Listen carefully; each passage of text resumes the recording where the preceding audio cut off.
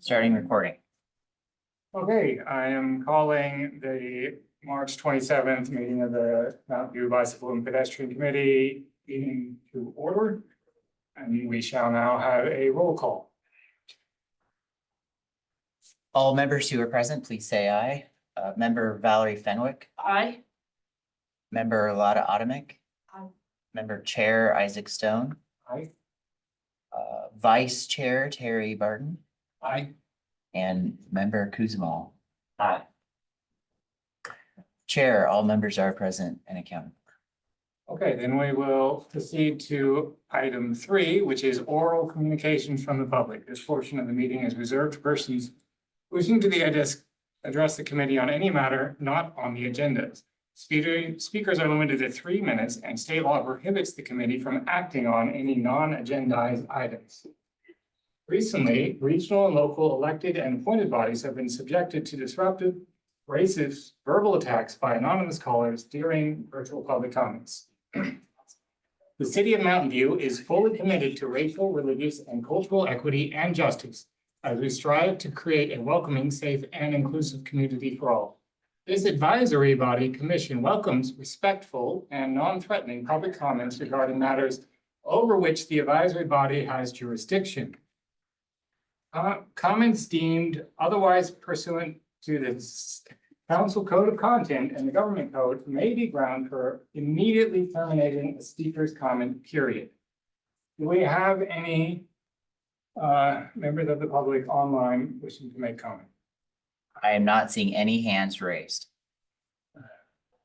I asked them to raise their hand. What you did is sufficient. Okay.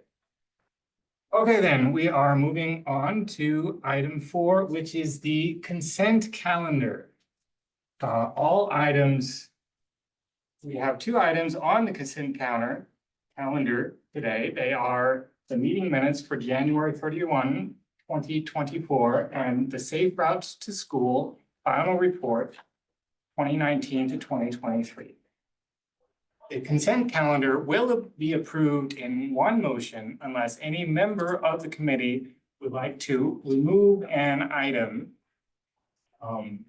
We can discuss items without removing them, but if we want to approve them separately, we would remove an item. Would any member like to remove any item from the consent calendar? Member Adamic? I'd like to remove the minutes from the. Okay. Are there any other items to pull? I see no additional items to be pulled, so we will proceed to approve the remainder of the consent calendar. Do we have any, which is the Safe Route to School item, do we have any comments on this item? Or do we have any clarifying questions on this item?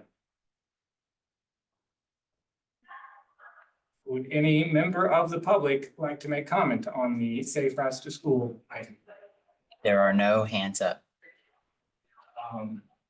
Would any committee member like to make a comment on the Safe Routes to School report? Long-time move that we approve the remainder of the consent calendar, which is item 4.2, Safe Routes to School Final Report for 2019 to 2023. I believe that's in order. I second that motion. We have a motion and a second. All those in favor? Aye. Any opposed? And the remainder of the consent calendar is approved. Now we can move on to item 4.1, the meeting minutes for January 31st, 2024. Do we have any clarifying questions for the meeting minutes?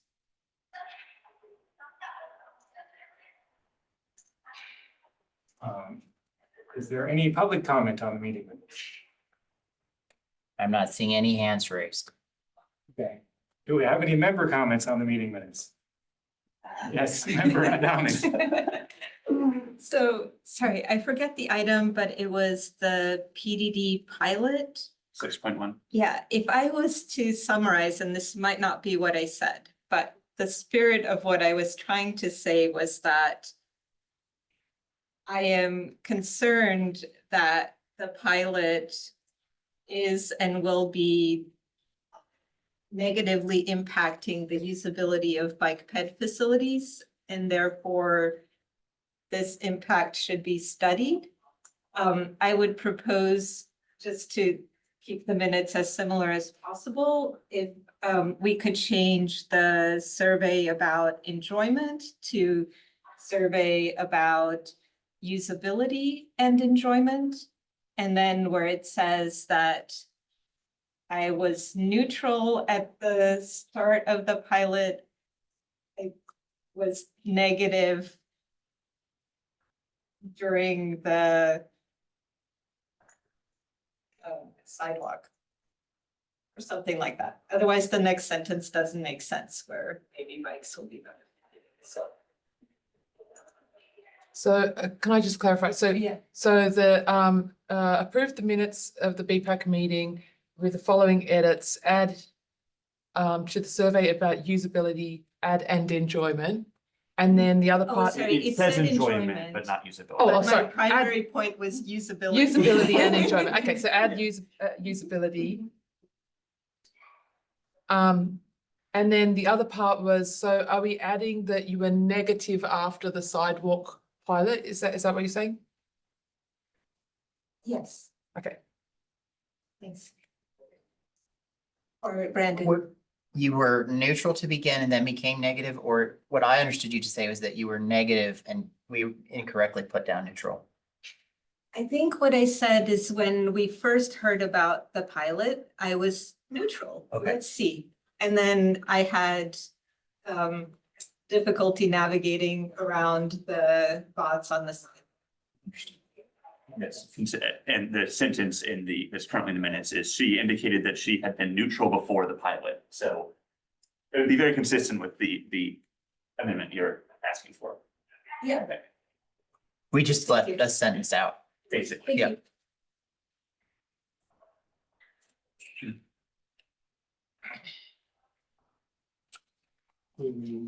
We would Is be, that a motion? Does that count as a motion? Okay. I'll second that. That seems appropriate to me. All right, we have a motion to approve the minutes as previously, with the modifications we have just discussed. All members in favor? I, Aye. Any opposed? The motion carries unanimously. Lotta was the motion and second was from Kuzamal. And Chair will just need 1 second as Priyati will log into Zoom. Okay. Our next item will be item 6, and we will begin with item 6.1, the Vision Zero Action Plan and Local Road Safety Plan.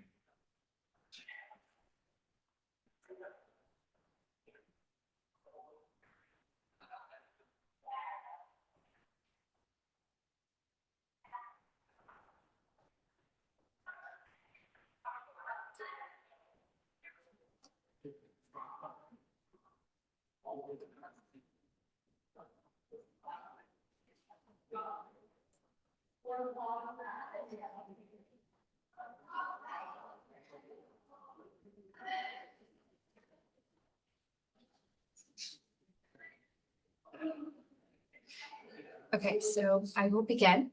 Good afternoon, BPAC members. I am Priyoti Ahmed, Transportation Planner with City of Mountain View, and today we are very excited to present Vision Zero Action Plan and Local Road Safety Plan final report for your review. A little bit about project background. In 2019, Mountain View City Council adopted Vision Zero policy, which sets the goal of zero fatal collision by 2030. Vision Zero Action Plan is integrated with the Local Road Safety Plan, which provides a framework for organizing stakeholders to identify, analyze, and prioritize roadway safety improvements. This integrated plan recommends a new set of projects and policies that will improve safety and save lives. Here it shows the key components of the two plans. These two plans have similarities such as setting a clear goal and vision, which is to improve safety, but they differ in approach and recommendation. Vision Zero tends to focus on severe and fatal collisions at specific location, where local road safety plan not only identify the same locations but as Vision Zero, but also identifies locations with similar land use and roadway factors. Local road safety plan recommendations are infrastructure focused, where Vision Zero has a multidisciplinary approach that includes education, encouragement, and enforcement to prevent future severe and fatal collisions. The integration of these two plans allowed us to conduct a holistic crash analysis and develop recommendations that are infrastructure and non-infrastructure focused. This timeline shows the process of the adoption of Vision Zero policy till where we are today. So I would like to bring your attention to December 2019 when Vision Zero policy was adopted, and then we started this plan in May of 2020. The systemic crash analysis was completed in early 2021, and we received feedback from Vision Zero Working Group and BPAP. Based on these findings and feedback, we identified number of safety projects that are in capital improvement program, and we also expanded the Safe Routes to School program and the Crossing Guard program. On March of 2022, we received feedback on identified countermeasures, project prioritization criteria from Vision Zero Working Group and BPAC. We incorporated this feedback, and last year, BPAC reviewed emphasis area for safety improvement, scored segments and intersections, and draft project descriptions. And here we are today with the draft recommendation that include both infrastructure improvements and non-infrastructure programs and policies. So we are very excited to receive your feedback on this draft report. As part of this plan, as part of this plan, systemic analysis identified cities' high injury network, which highlights corridors with high number of severe and fatal collision. During the development of this plan, AB 43 was signed, and CBC identified a safety corridor as a roadway segment within an overall roadway network where the highest number of serious injury and fatal collision occur. After reviewing AB 43, it was determined that the safety corridor definition is consistent with the high injury network identified in this plan. And the safety corridor qualifies for additional 5 miles per hour speed reduction from 85th percentile speed. Please note El Camino Real and Central Expressway are listed in high injury network, but not part of safety corridors due to being outside of city's authority. Since the end of the crash analysis period, many of the safety projects along high injury network have been completed or underway. These include El Camino Real Corridor, Shoreline, California Street, El Monte, Middlefield, Miramonte, Cuesta Drive, and Amphitheater Parkway, and various intersections around the city. So next part is the recommendations. The integration of both plans include recommendations that are infrastructure improvements and non-infrastructure programs and policies. The infrastructure improvements are based on identified countermeasure toolbox based on Federal Highway Administration's proven countermeasure toolbox and other best practices. Some of the countermeasures include protected left turns, Class 4 protected bikeways, road diets, and different traffic calming measures.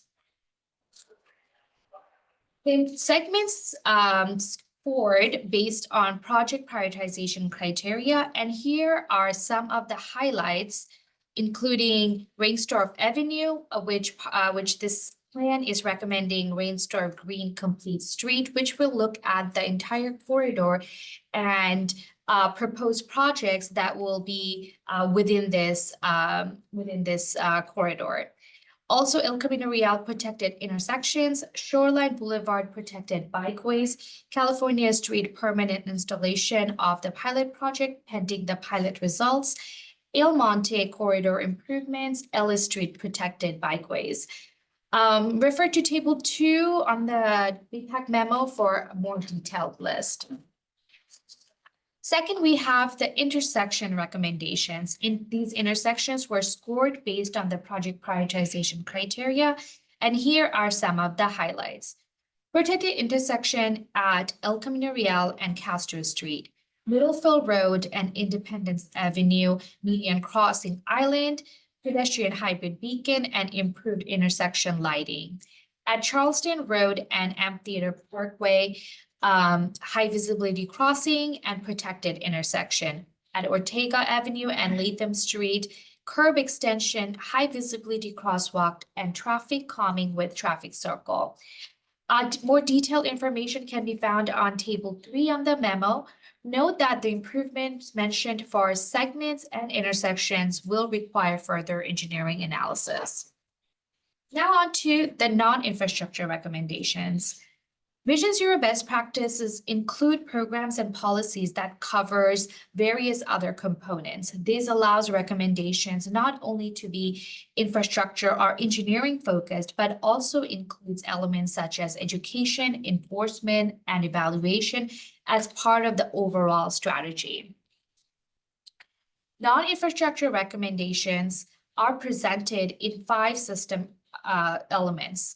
They include safe road users, safe vehicles, safe speeds, safe roads, and post-crash care. So in the table in the BPAC memo, all our non-infrastructure recommendations are based on these 5 elements.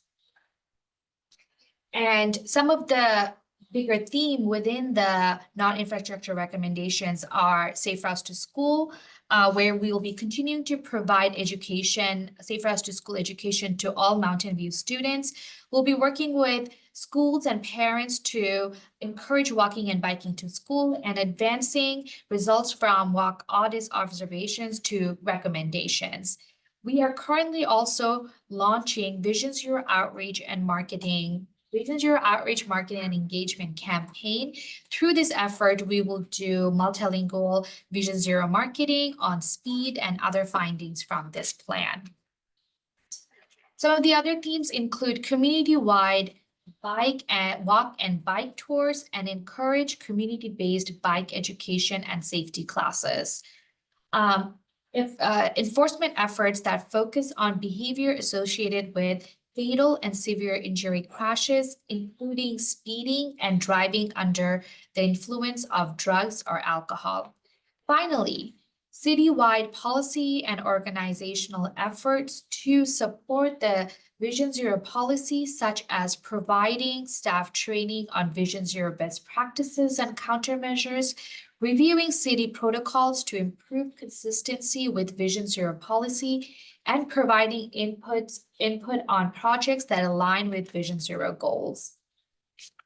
So for the next steps, we are here to receive your feedback today on this draft report, and we will be taking a revised version of this draft report to CTC in upcoming months, and then to City Council in September.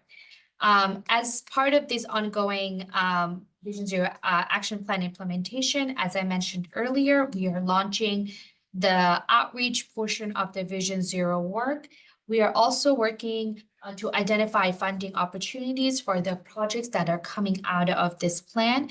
And we will be conducting quarterly Vision Zero working group meeting with various departments to go through the non-infrastructure recommendation and identify specific scope, time, and staffing requirement. With that, we are here to look for your feedback on this report, and that concludes my presentation.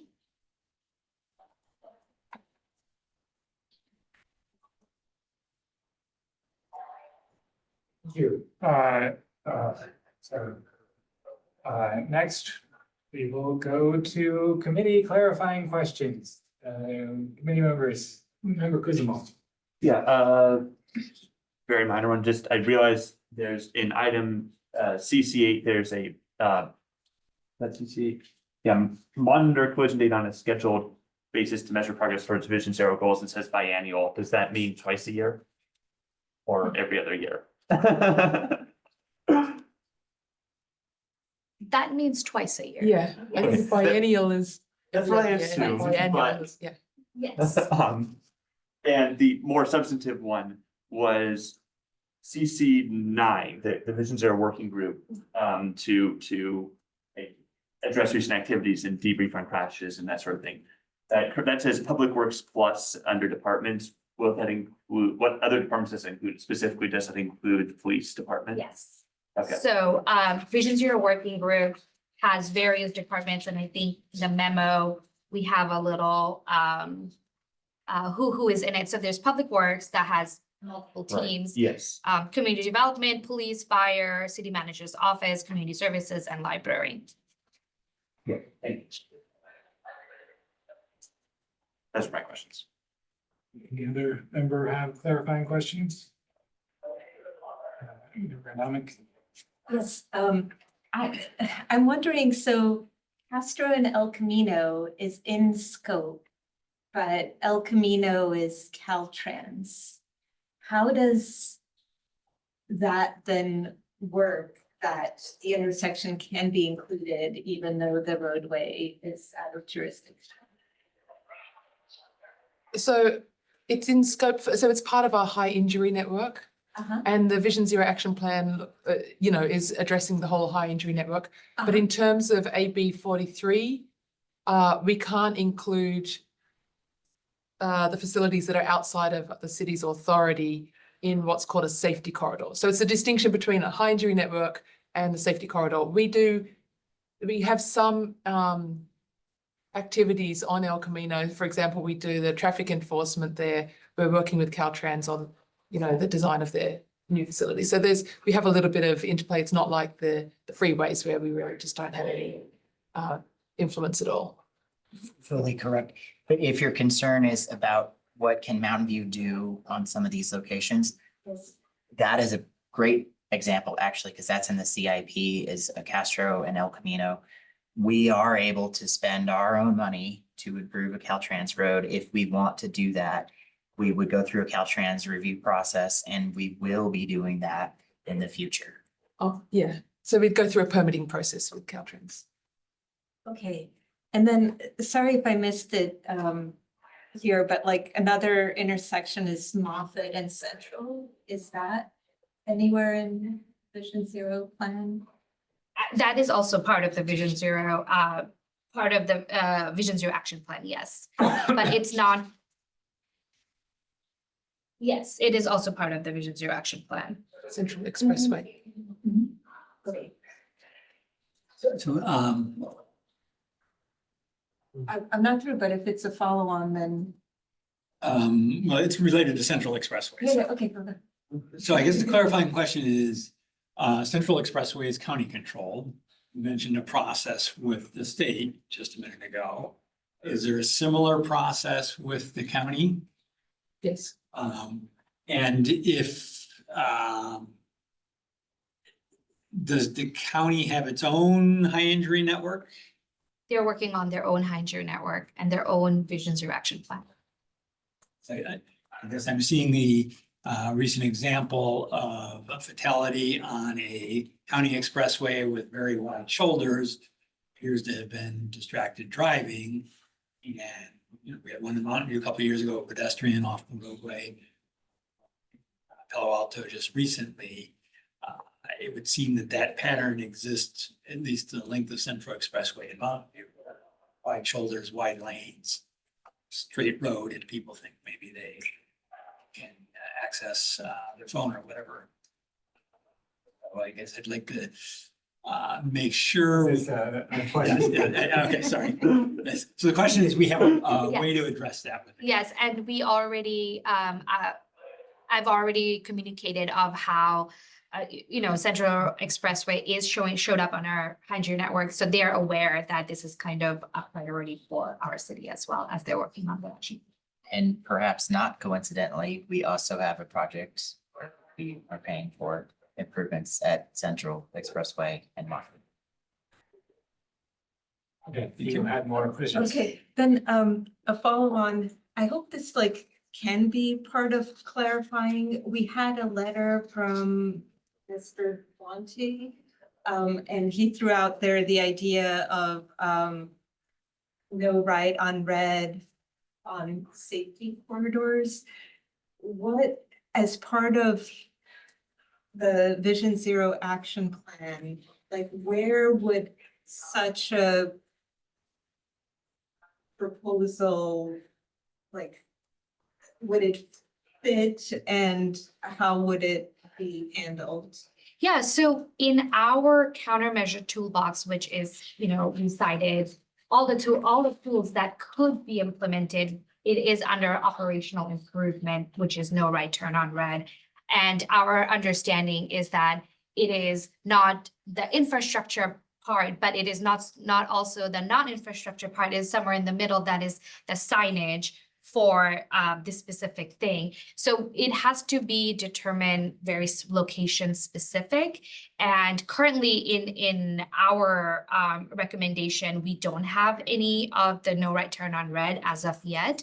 But as we are going through the safety corridor in a location by location basis, especially intersections, that's where we can look into operationally improving through no right turn on red. So currently we don't have any Vision Zero as part of Vision Action Plan, but it is part of our countermeasure toolbox. So we can, it is available to us. I just need to check notes if anyone. Can I ask a specific follow-on to that?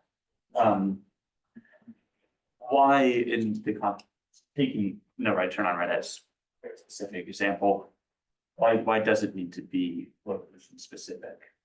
I see that the format of some of these things is very much, identifying the high entry network in specific intersections. But yeah, why couldn't it be a blanket policy? Perhaps I can answer this. So there was a federal law in the 1970s about allowing right turn on red or turn on red as part of the energy crisis strategies to reduce idling. And so there are some federal parameters that we would need to work within, and we need to kind of look at those. Did you want to add anything? A city can choose to make a blanket ban on no right on red if they choose to do so.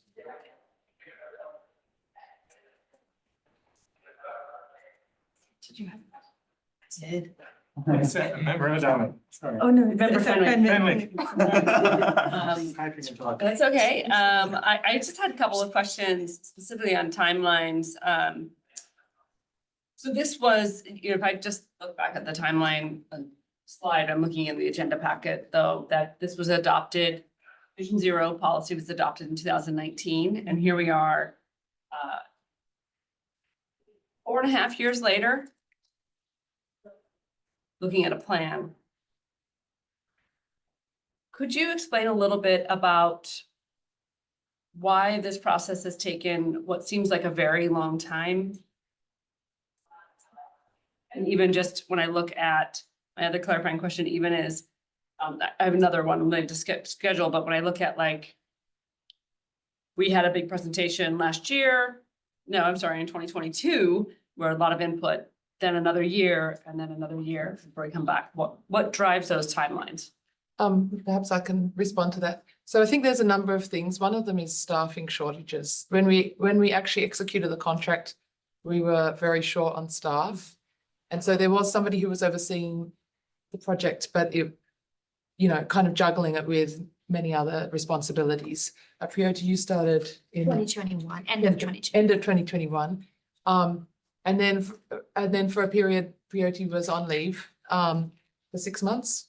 And so during that period, we hired an hourly staff member to take over Safe Routes to School, but we didn't have anyone overseeing Vision Zero except for myself, juggling with many other things. So there have been a few interruptions like that throughout the process. And I think the other thing is there's a lot of internal conversation that goes on about each of the items on the list.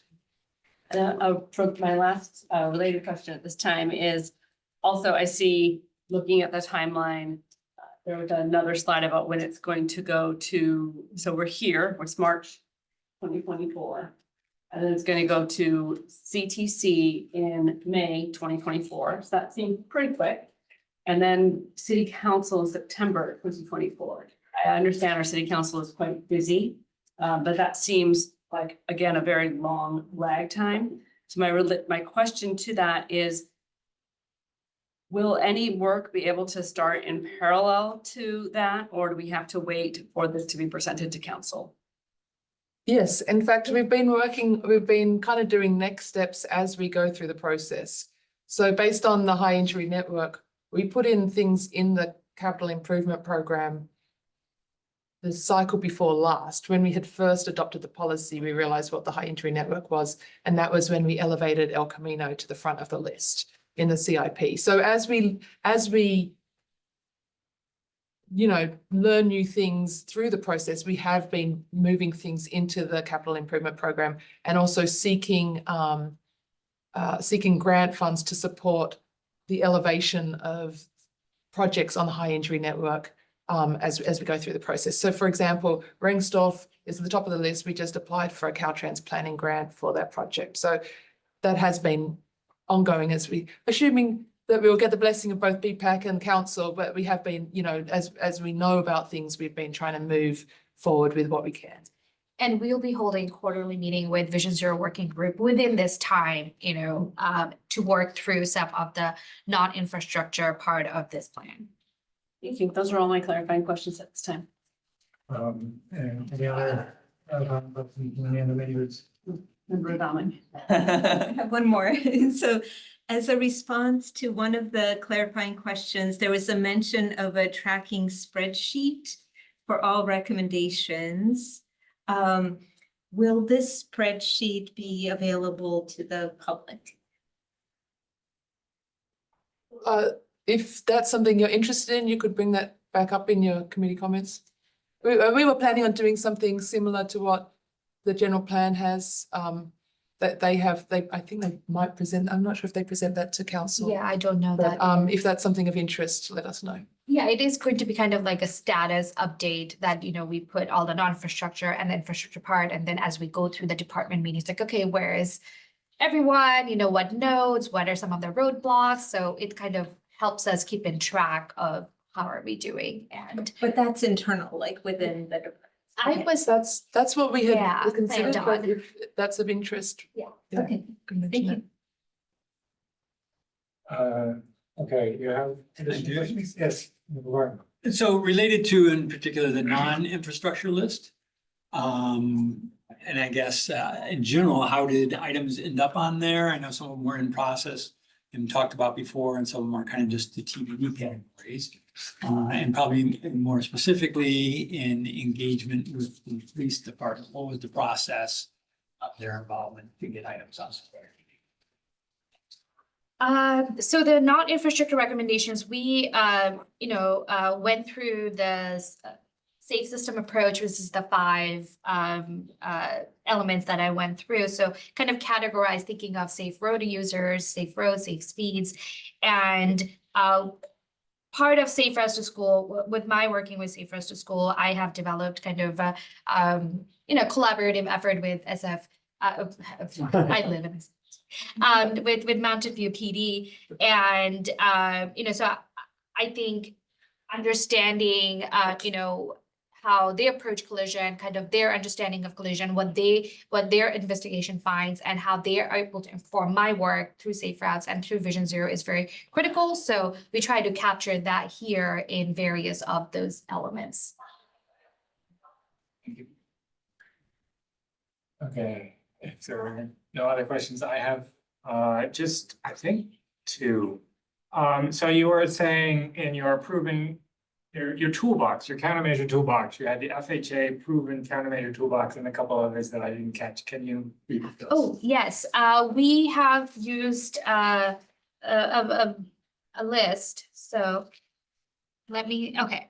So we have AFHWA, Preventive Countermeasure Toolbox, we have AFHWA Clearinghouse Toolbox, Pedestrian and Safety Guide, Countermeasure Selection System, which is PedSafe, Caltrans Pedestrian Safety Countermeasure Toolbox, Bicycle Safety Guide and Countermeasure Selection System. So those are the And that's list is the first page of appendix B in the attachment one. That's right. Oh, okay, then I don't have to check. I should have just said the. Yeah, yes. Well, it's useful to hear that. Yeah, well, I know where I'll it is. remember it better if I did. And the other, I guess, follow-on question is you mentioned that cities can ban globally, no red on red. Do you know of any jurisdiction that has done that? New York City. New York. Okay. Those are all my clarifying questions. So now we will move on to public comment. Is any member of the public on the line who wishes to make a comment on this item? Yes, the first member of the public is Bruce England. Bruce England, I'm going to click to allow you to talk. Please unmute yourself and you will have 3 minutes. Thanks, Brandon. Bruce England. I will talk fast. I've got 9 comments, but they're short. Bring it up here. Okay. First, figure 1 doesn't include near misses or infrastructure issues, and it's also not very current. I note that no crashes are indicated in the east part of Mountain View, which could be misleading. Number 2, in table 2, wonder what the number signifies, such as S19. If that's in priority order, some in the community are interested in putting Dana Street work higher than 19, even though we acknowledge that other projects might need to come first for their own reasons, but there's an interest there. Number 3, for the non-infrastructure recommendations, is funding for any of that coming from the grant from the OTS funds to MVPD? And if not, why not? Because it seems like there's some at least overlap there. Number 4, where you discussed providing helmet giveaways and bicycle repairs at city events, I hope that giveaways can include safety items such as lights and high visibility vests or reflective straps. Number 5, where you call out supporting state legislation to incorporate bike ped safety training and education standards, please continue to provide input from BPAC into this process as you're doing currently. Number 6, where you say update Vision Zero every 5 years, what would the start date be? I'm assuming it would be the date of adoption, but that's not clear to me. Number 7, where you discuss sharing NTMP ineligibility study results and study data with the SRTS coordinator. Can you say more about this? How can the program be strengthened with respect to Safe Routes, Vision Zero, and LRSP, as opposed to just your vehicle infrastructure, vehicle-related infrastructure? Number 8, where you call out supporting free bicycle repair events, potential for repairs for unclaimed bikes and PD inventory.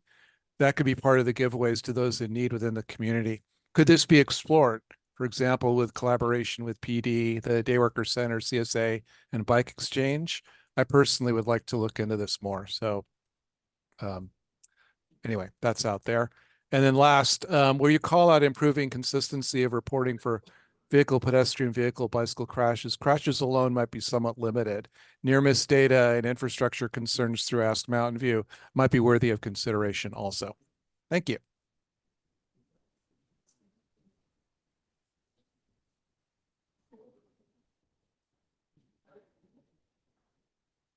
All right, our next public commenter is on the phone line.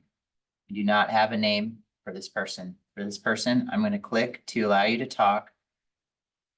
Please unmute yourself and state your name for the record. You will have 3 minutes.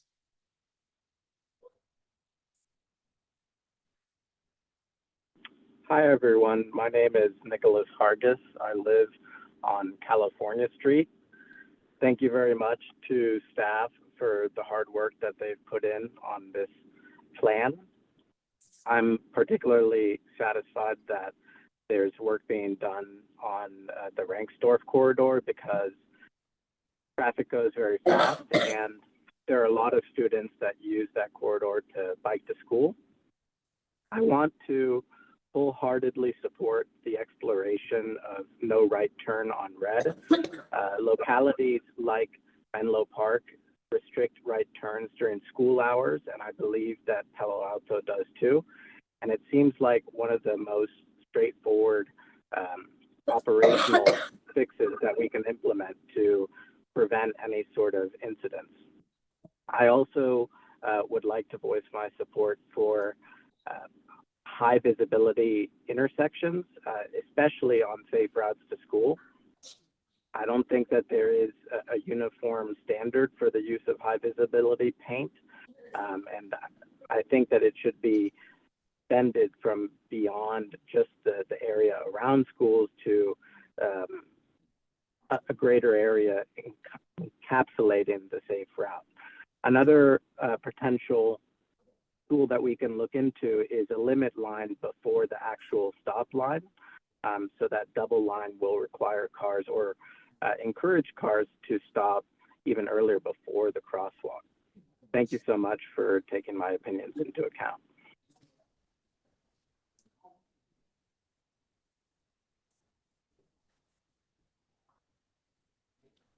Our next speaker, Celia Paymer. I'm going to click to allow you to talk. Please unmute yourself and you will have 3 minutes. Hi, I see a lot of great stuff in this plan. I'm really excited. And yeah, I'm Celia Paymer. I'm a resident of Mountain View in the Blossom Hill neighborhood. Just a couple of things I'd really like to see is under the enforcement efforts in safe vehicles. A lot of those safe vehicle things apply to bikes, but a lot of things that can make our roads safer apply to cars. So for instance, I'd like to see education on why cars need to not have their windows tinted past the regulations and enforcement to enforce that. Right now, police officers are coming to our schools to teach our kids how to walk safely, and they all tell them that they need to make eye contact with drivers. And my kids have told me they're confused when they can't do that. So if that's the advice they're going to give, then it needs to be possible. Another thing is similar to like breathalyzer stops that are sometimes done. I would love to see crosswalk enforcement, having police officers set up next to crosswalks that are regularly having cars not give pedestrians priority. Along Cuesta Drive would be a good example that even the painted crosswalks, pedestrians are not given priority, even by our police officers. So it might be good training if they enforce it. And then I would also be interested in SP2 strengthening the NTMP to expand improvements to residential roads. Hopefully we can set a timeline on that so that can actually move forward. One kind of pet thing I would love to see is converting all the traffic circles on these smaller residential roads into roundabouts so that car traffic has to slow in all directions, because cars get really used to going really quickly around them if they know they don't have to stop or yield. So thank you for your time.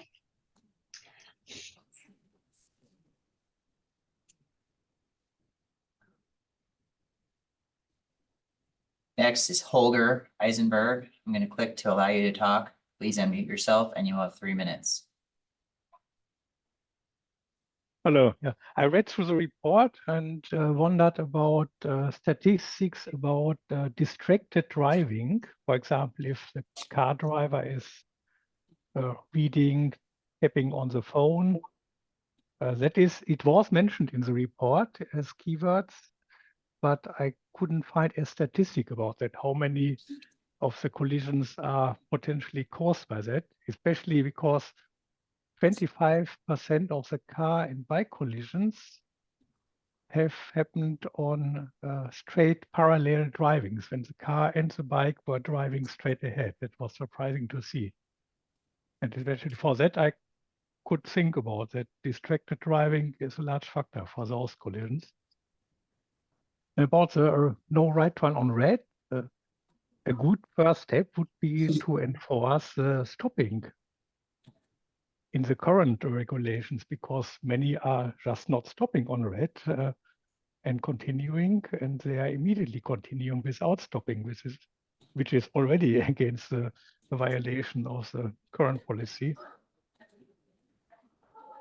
Those were my most important 2 points. Thank you.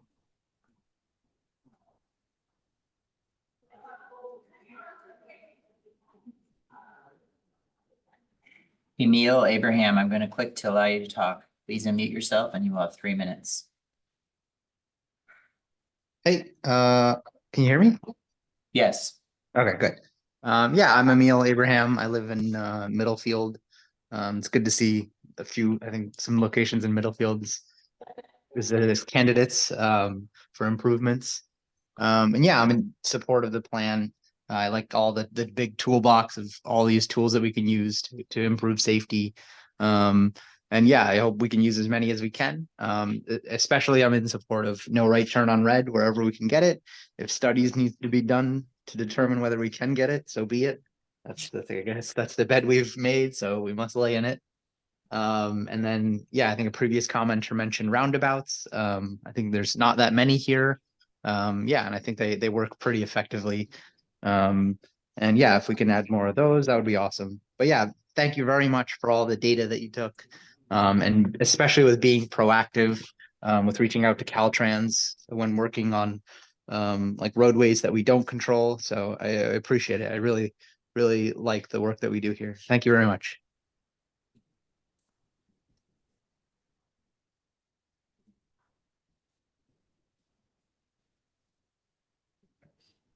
Next, we have Mary D.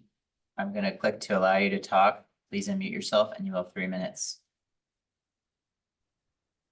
Hi, this is Mary Dadio, a Mountain View resident, and I want to echo the comments that were made about appreciating all the work that's gone into this and what a great toolbox this is.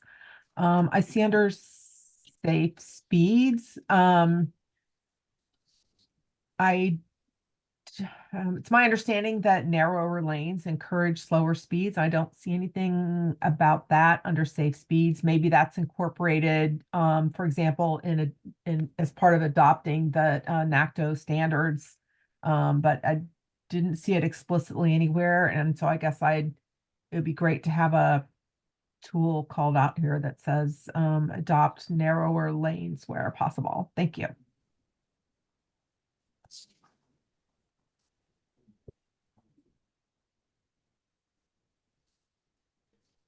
Chair, I am not seeing any hands raised.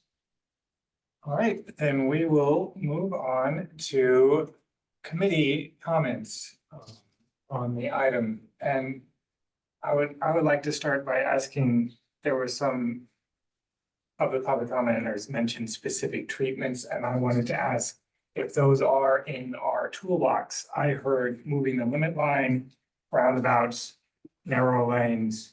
We already know that no right on red is in the toolbox.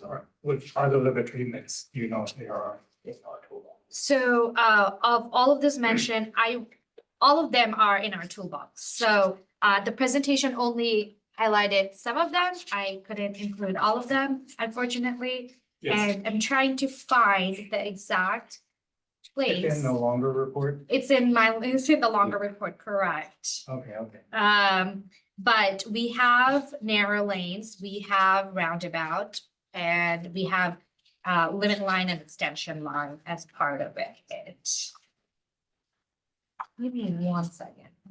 I see several references to lane narrowing in the report because I have the advantage of searching. Oh, great. That's the way to go. Okay, so it's on 413 page, and this is where you will see all the toolbox. And under traffic calming measures, there is narrowing such as reduction in travel lane widths and road widths. And we also have roundabouts as part of the horizontal deflection, and limit lines will show up under improved intersection, crosswalk lighting, extension lines, and signage. Thank you very much.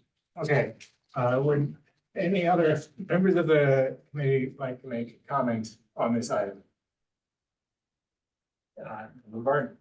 Thank you. So my comments are, I like the data-driven approach. I see the data is mentioned 44 times or more in the report.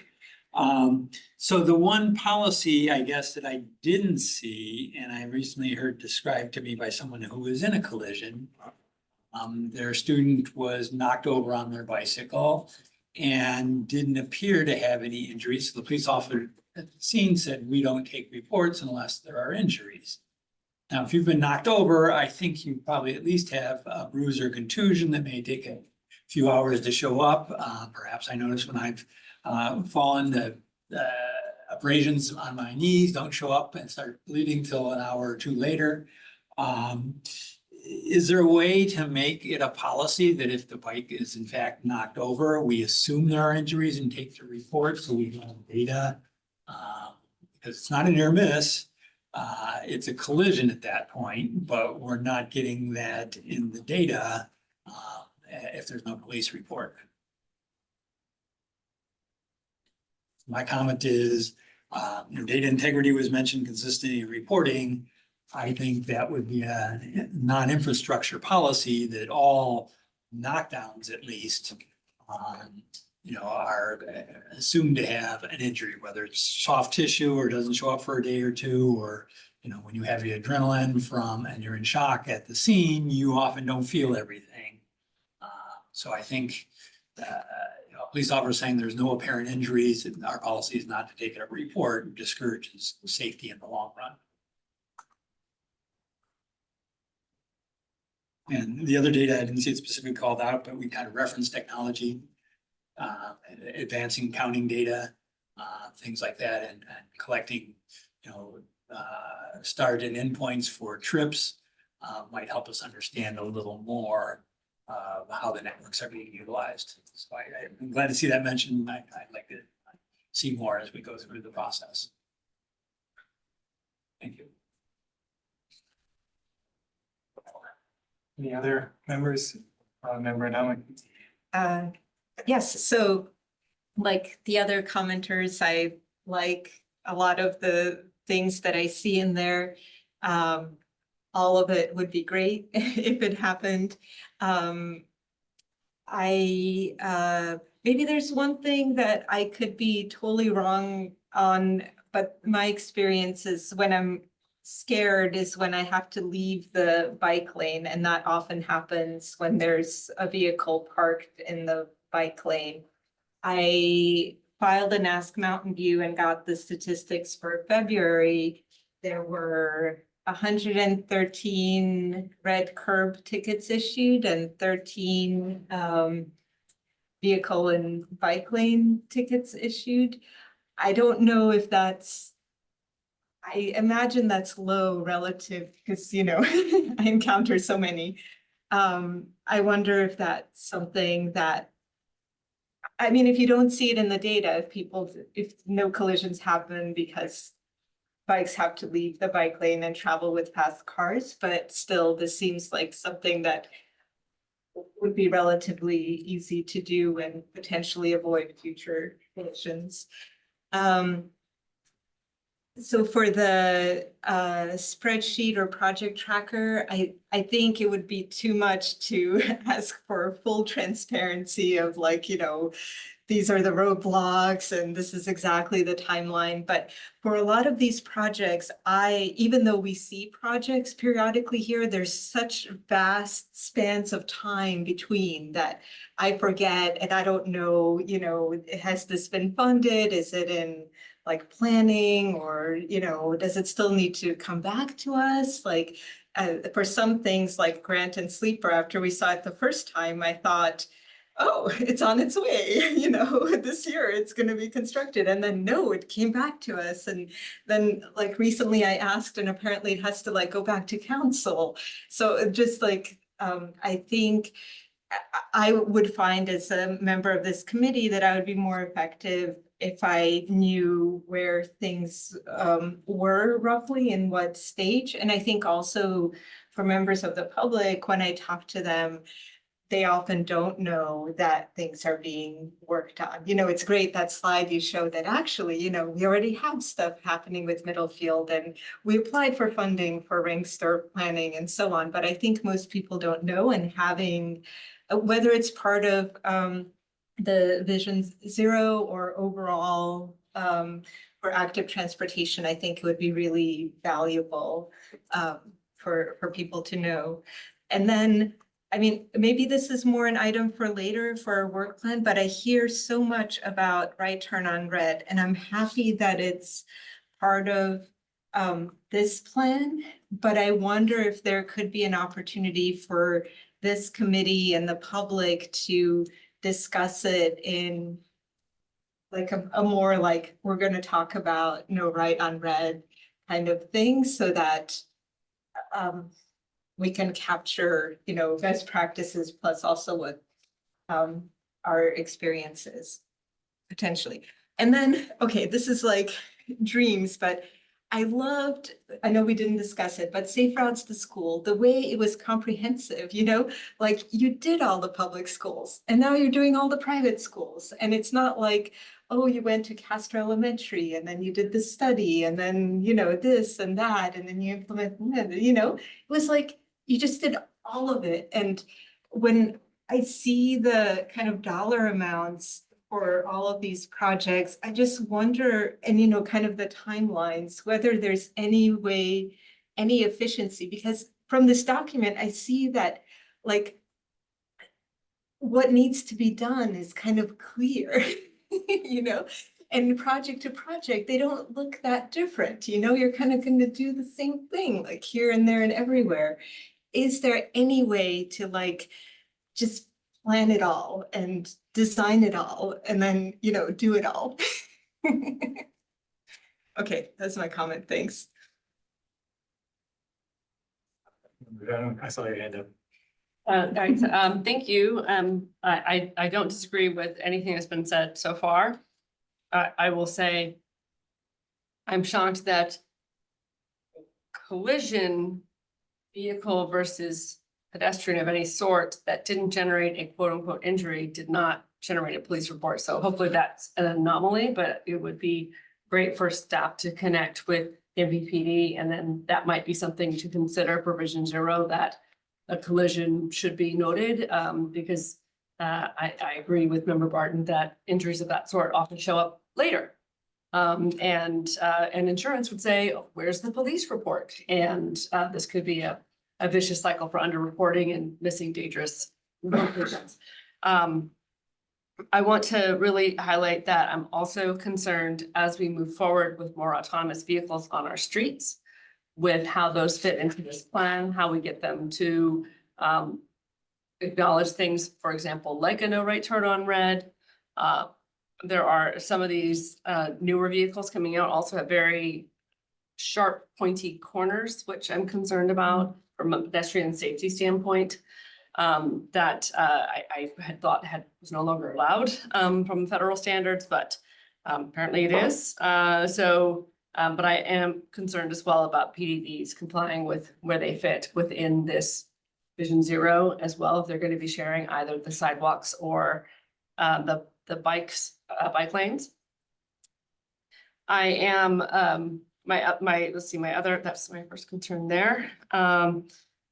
Number two, no right turn on red. We do have a few of these signs within the city of Mountain View. We have one at Montecito, Franksdorf, and Jewel. It's a weird dog-legged intersection. Sorry for any dog owners and lovers there, but and there are obviously, it's also on Central Expressway. They have these light up no right turn on red signs that come up as well. I realize that's Caltrans, but they are within the city, and I have seen them in a couple of other spots. So they do exist, and they're always a pleasant surprise. And I have been honked at for not turning, and it's okay because I see the sign, and they'll see the sign when they get up there. So I really think that particularly along the high injury network that we should strongly consider no right turns on red. That is just a routine problem we hear about from cyclists, about right hooks, even for pedestrians. I have noticed some more lead pedestrian times happening within the city. And that's when I'm driving, it's great because you see the person when they're now partway in the intersection. They're much more obvious. It gives them an opportunity sometimes to get halfway across or even more before my light turns. That's very effective when there's a no right turn on red. For example, those work really well together from what I have seen. I'm really in support of narrower lanes. I know in particular on specific residential streets, I know there's a lot of controversy in general about narrow streets, how they're seem to be a little more arbitrarily defined at one point a few years back.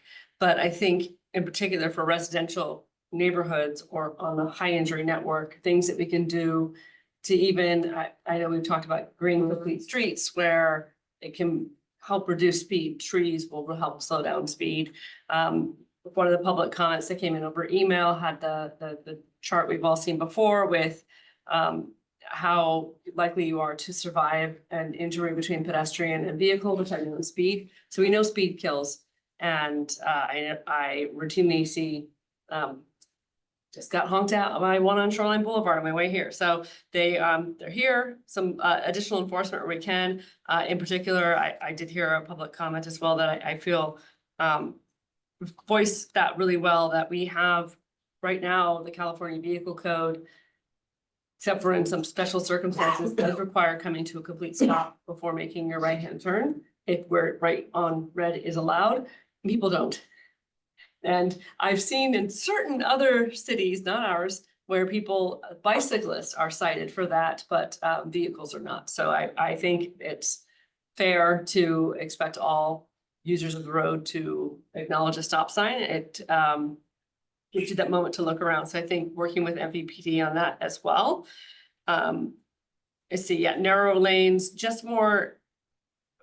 What we have here in the Bay Area really surprised me when I moved here from the Midwest, just that our sidewalks are right up against the either parked cars or driving. Where I grew up, you would have,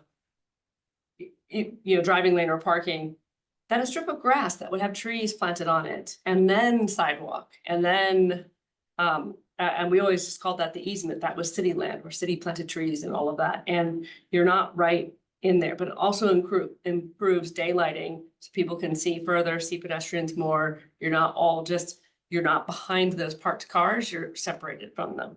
So I think where we can be creative with that, in particular for new major projects. My next comment was on specifically completing the sidewalk network. I didn't see anything, and I may have missed it in those charts. I know, for example, on Wright Avenue, there's just like a half a block of missing sidewalk. And that's repeated in a lot of places within the city. And generally, the answer is, oh, well, because that property hasn't been redeveloped. I think that excuse is getting old and tired, and I'd like to see more completing the sidewalk network. Expecting, in particular with long blocks, for people to just do, pedestrians won't go to the next light to cross. They will just either walk in the street or cross mid-block, which is legal now that jaywalking is not forbidden, but it can still be dangerous. So trying to make the infrastructure safe to use. Oh shoot. Lanes and speed of these projects. Some of these projects have been to BPAC. One I was wondering about just today was the shoreline bike ped path that goes from Villa to Wright Avenue. That's, as far as I know, approved, and perhaps even, starting construction. But when I talk to other people, like my neighbors, they go, oh, well, that's clearly never going to happen. Because, they talked about that years ago, and it's still that whole broken up, horrible path. So having some visibility, at least into projects that are maybe near-term focus, and if anything that, staffing issues aside, thank you for Department of Public Works for staffing up.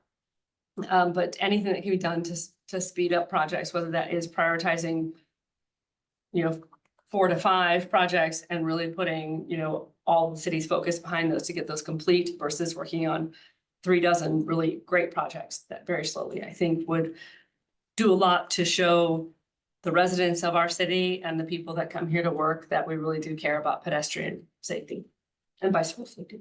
So that's it. Thank you. Thank you. Member Kuzma. So yeah, definitely have comments. Actually a specific question that occurred to me as we were talking about stuff, especially with right turn on reds. I couldn't find any mention of, I did find mention of automated speed enforcement in reference to the recent AB 645 in California in the report, but I did not see any reference to red light cameras. Is there a specific reason for that? Did I miss something? Yeah. As a question? Yes, it's a question. So red light cameras have been litigated against.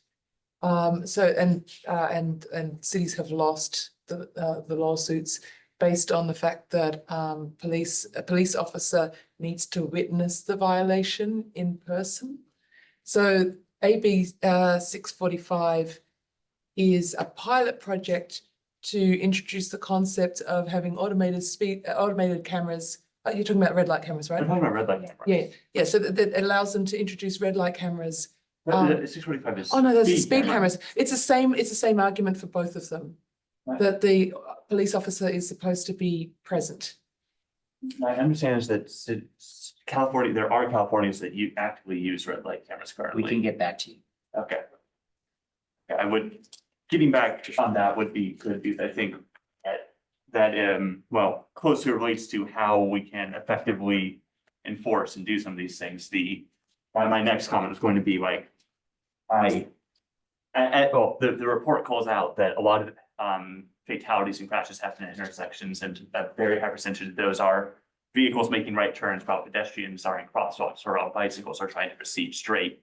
And so seeing a aggressive no right turn on red campaign seems like it would be a relatively low effort in terms of infrastructure costs, but potentially higher effort in terms of policy changes, way to make a significant dent on some of the crashes and fatalities we see. And then the question is, how do we effectively implement that in a way that actually gets people actually comply with? And that would likely involve some amount of enforcement. Automated enforcement is one way to approach that. PD-based enforcement and public messaging also presumably falls in with that. And so if we have a tool in our toolbox that would allow for automated enforcement, that would be valuable. That's my comments, I guess, both on no right turn on red and on red light cameras. It would be great to see more about right turn on red at some point.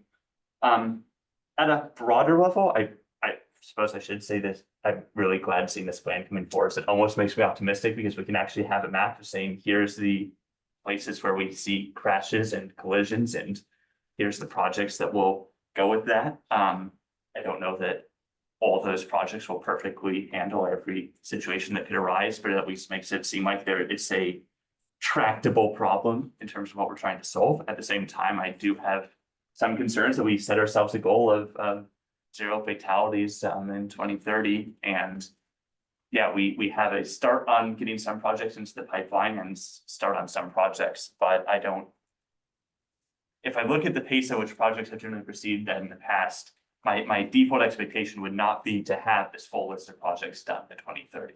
Now, maybe not every single project does need to be done by 2030, but I want us to keep our eye on that. What I do find interesting looking at that list is which projects that we have on our slate that are not on that list because they don't correspond to high injury networks, which is interesting. I guess but that comes to the question of how we actually allocate our money in our capital improvement program, which we will presumably see at some point.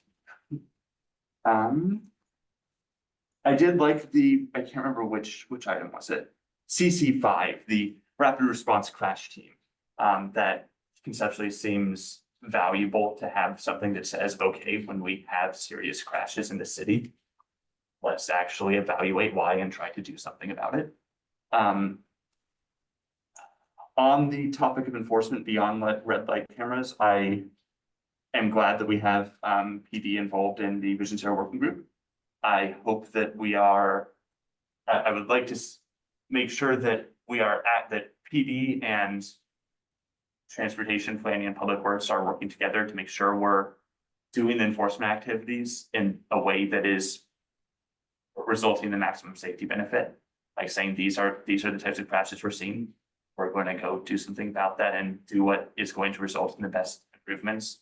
I like some of the call outs in here about making sure about doing enforcement in for lack of better term, I don't remember, in a noisy way. I think there are some things about the reports in public messaging or I don't know, something more diplomatic, but we need to enforcement in ways that are very publicly visible that can help make sure that people actually pay attention to it beyond just the individuals who happen to get pulled over in that enforcement activity. I think that's the extent of the specific comments I was making.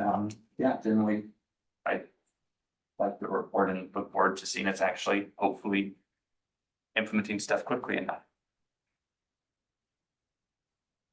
I have a few comments. I'm gonna echo basically the other committee members in most of my comments, but I do think I am aware that the problem of if you don't file a police report, we don't get the data is a problem.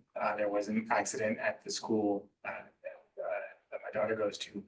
Bicyclist was hit, but they chose not to file a report, so we didn't get the data.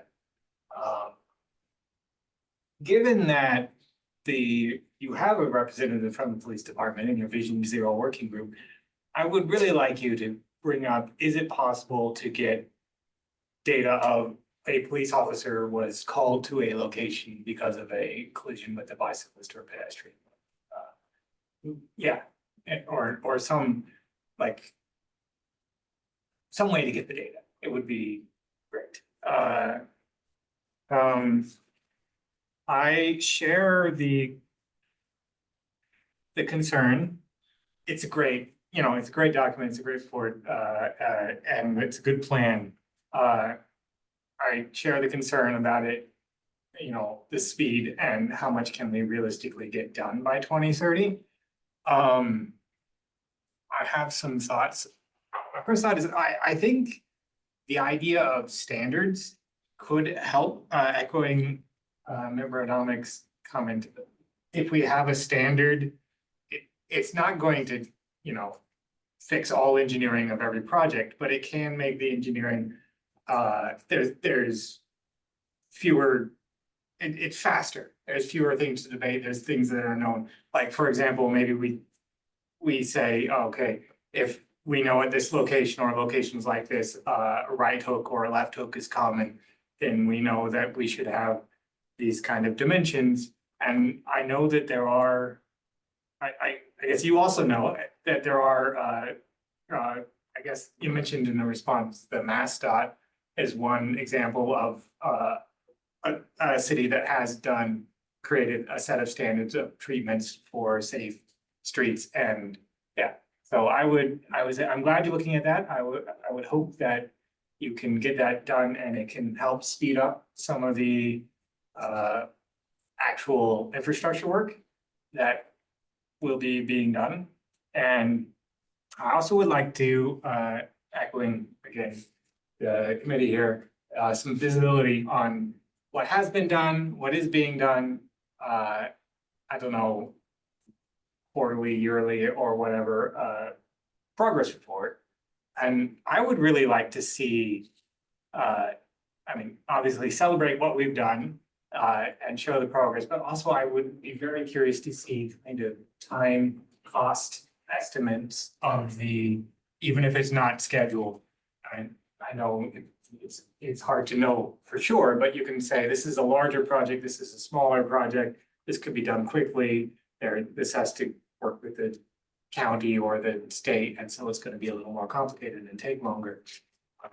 That kind of visibility, setting expectations, but also giving people in the city something they can understand and advocate for, or understand or advocate for. I believe that's it. Yes, I want to see these projects turned into reality, as soon as possible. My daughter will be next year crossing at El Camino and Castro every day to go to middle school. So yeah, it can't happen fast enough. Thanks for everything. I guess that's it. Yeah. Thank you. Thank you. We will move now to item 6.2, which is the BPAC fiscal year 2023 to 24 work plan.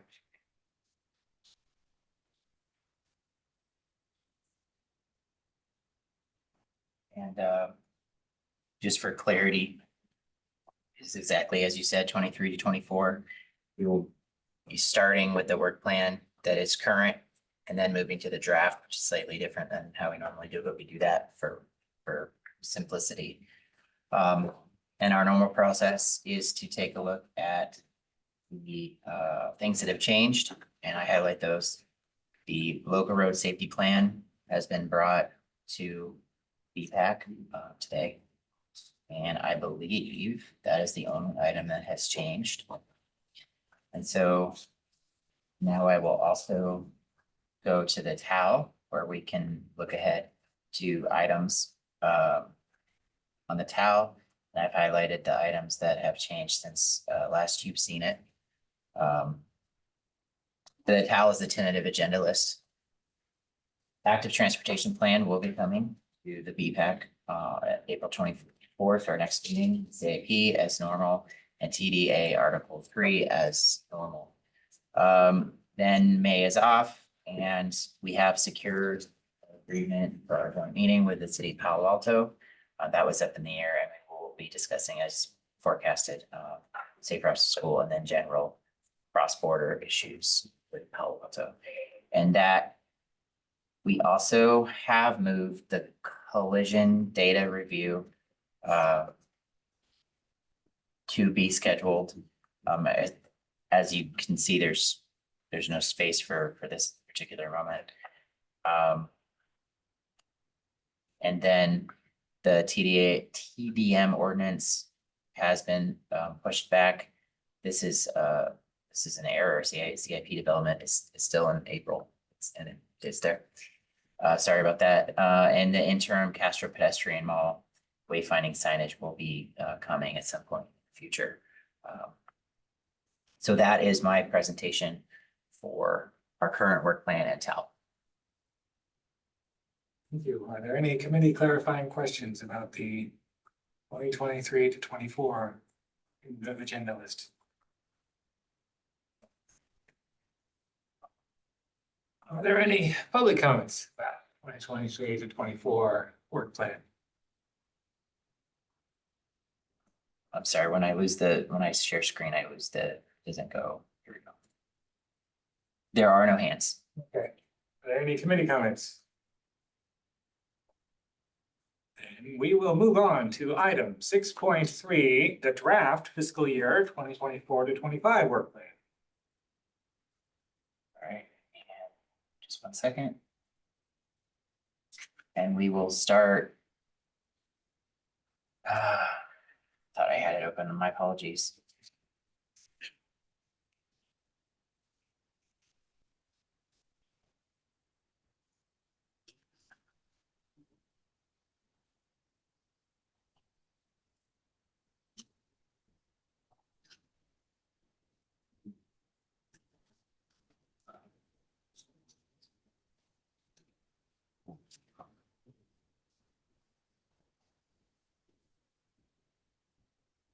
My computer is freezing.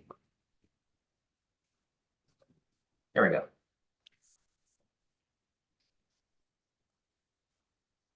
And so I'll just walk everyone through the various portions of the work plan. So we'll start, I'll just focus on the key milestones. We'll do a preliminary review of potential projects for TDA 3 funding in April, and there will be TDA call for various grants projects in Q2 of 2025. We'll review the active transportation plan in the next year several times prior to its conclusion for BPAC in April 25 and as actual conclusion with the council in May of 25. Miramonte Avenue Complete Streets Phase 2, we're looking to bring that in Q3 of 2024. The ongoing review of the roadway system, bikeway facilities, pedestrian sustainability improvements. Our normal review of the CIP, which at our normal time is in April. the normal review of general plan, precise plan, and zoning amendments. Then we have here is our specific project section. So a regular review of current active transportation projects, sort of our catch-all, so we can add things later. Stevens Creek Trail Extension, Q3, and these are calendar quarters, just to be clear for everyone, calendar quarters for the conventional calendar for 2024. Castro Grade Separation Interim Improvement Project, Q4 24. Middle Field Bikeway Project, Q1 of 25. El Camino, Q1. Excuse me, El Monte Corridor, Q1 of 25. We're going to normally continue to promote bicycle and pedestrian safety via the website. Ongoing monthly VTA meetings, ongoing participation in the Association of Pedestrian Bicycle Professional webinars for staff. Exploring conducting joint meetings with our neighboring communities. We're looking at that in Q1 of 25. We're going to continue to pursue coordination activities as necessary. Active transportation plan performance measures, which are review police data on pedestrian crashes and deaths and near misses quarterly. Implement Safe Routes to School program consistently ongoing. Events, monthly bike rides, the Silicon Valley Bicycle Coalition 24 Bike Summit in August. Monster Bash, we do a big event in Monster Bash. I'm sure you guys are aware of that. October 24, Earth Day of 25, Bike to Wherever Days, May of 25. Review the active transportation plan. That is in 26 because that's future right now. We're building on it now.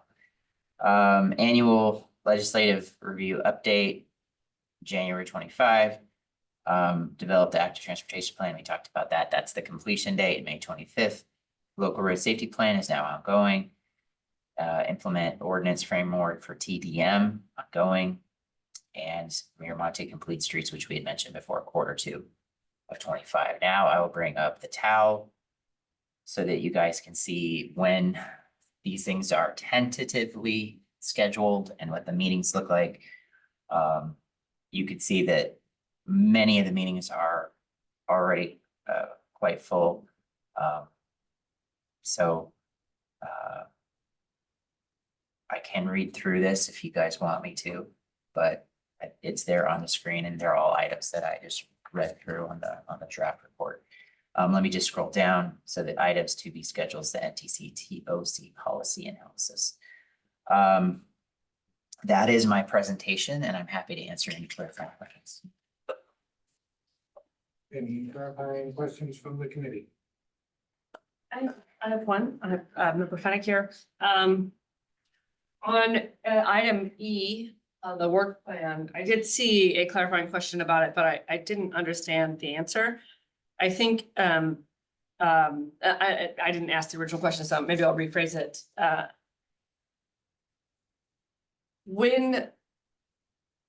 What types of projects in the past has council actively referred to BPAC in recent history? Do we have an example of that? I don't have an example. I started working in 2018 with the city. Okay, thank you. Is there a way for BPAC to request reviews of specific projects or hear about specific projects before they go to council so that maybe we could perhaps reach out to a council member to let them know of our interest? Not that I'm aware of. Thank you. Member Finley, any other council clarifying questions? I do have one. The active transportation plans there in August, funding in September, we mentioned again in October, and again in April, I guess. All those are different phases or aspects of it. The September one is different, right? Yes. It's not part of the plan. That is active transportation improvement funds, which are provided by the council to make quick bicycle and pedestrian improvements that are generally small scale. The other items are different phases of which, if you want me to talk about, I can foreshadow, but it is not guaranteed that this is a tentative agenda. Right, okay. No, I just want to make sure that the three of them then all link together. The other one doesn't have the word plan in it. I Yes, sir. recognize that now. Okay, thank you.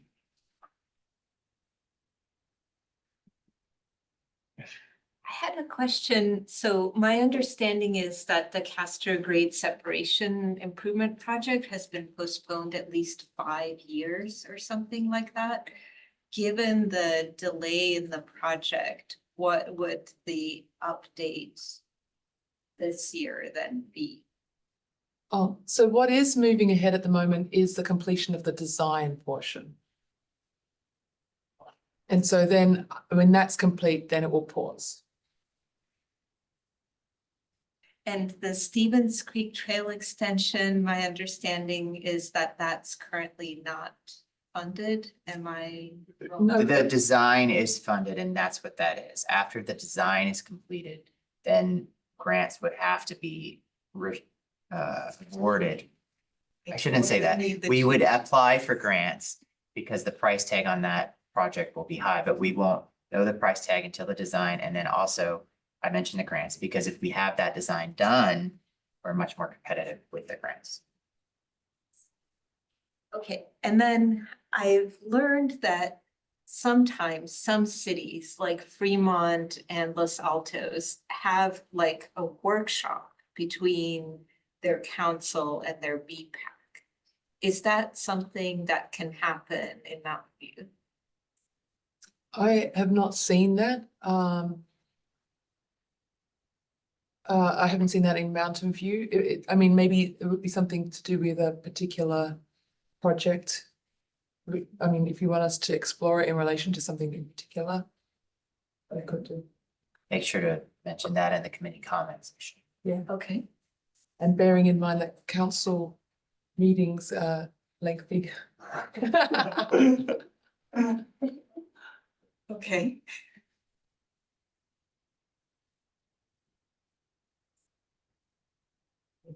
Any other committee comments? Questions, many questions. Thank you. Then, does any member of the public like to comment on the draft fiscal year 2024 to 25 work plan? There are no hands raised. Then we will move on to committee comments. Would any member of the committee like to comment on the draft work? Yes. I think this is coming off of, it's almost inspired by when Member Barton was asking about trail pavement quality, but it spirals into a larger item of, I don't think we've had much interaction with the city parks department, which oversees our trails. I'm not sure if I have a specific item that relates to that would make sense to ask to hear about. But it seems like but I mean, maybe actually the either trail design, or I know there was something about some pavement quality surveying had actually been done on some of the trails very recently. One of those might make sense to hear about, but I think it would be valuable to the BPAC to be able to hear more about how parks treats the trails. Yeah. Just so that you don't feel amiss with the trail data. That data has been collected by our capital projects improvement team from listening to you guys make your comments. Yeah. And it is in the process of review and quality analysis. And we do intend to bring that back to you guys when it is ready. And it is not yet ready. And I checked like a couple weeks ago. But the data has been collected, so that request has been fulfilled.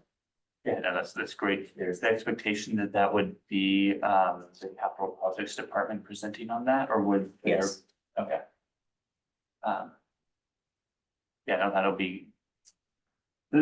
be great. I think the thing that I'm somewhat interested in getting at here is the interaction with the Parks Department specifically. I don't know exactly what that looks like, and maybe other committee members have ideas. Or maybe that looks like just taking advantage of the fact that we do have something related to one of the trails on the work plan for this year. That would be brought by our capital projects improvements. Okay, well, then perhaps not. Yeah, I know we do have, I mean, from the capital projects, we do have an informational item most years about the pavement program. So if there is something similar, we can get from the Parks Department about an informational item about how they're managing bicycle and pedestrian traffic on their trails. That would be great. I don't know if that is in mind to ask, but. Member Adamick, this sounds great to me. How would we formulate? I mean, I like the additional, is Parks actually treating, like in all of this Vision Zero and so on, I feel like the trails are left out. So having like a dedicated trails item, I think would be really valuable, whether that's pavement quality or plans or, yeah.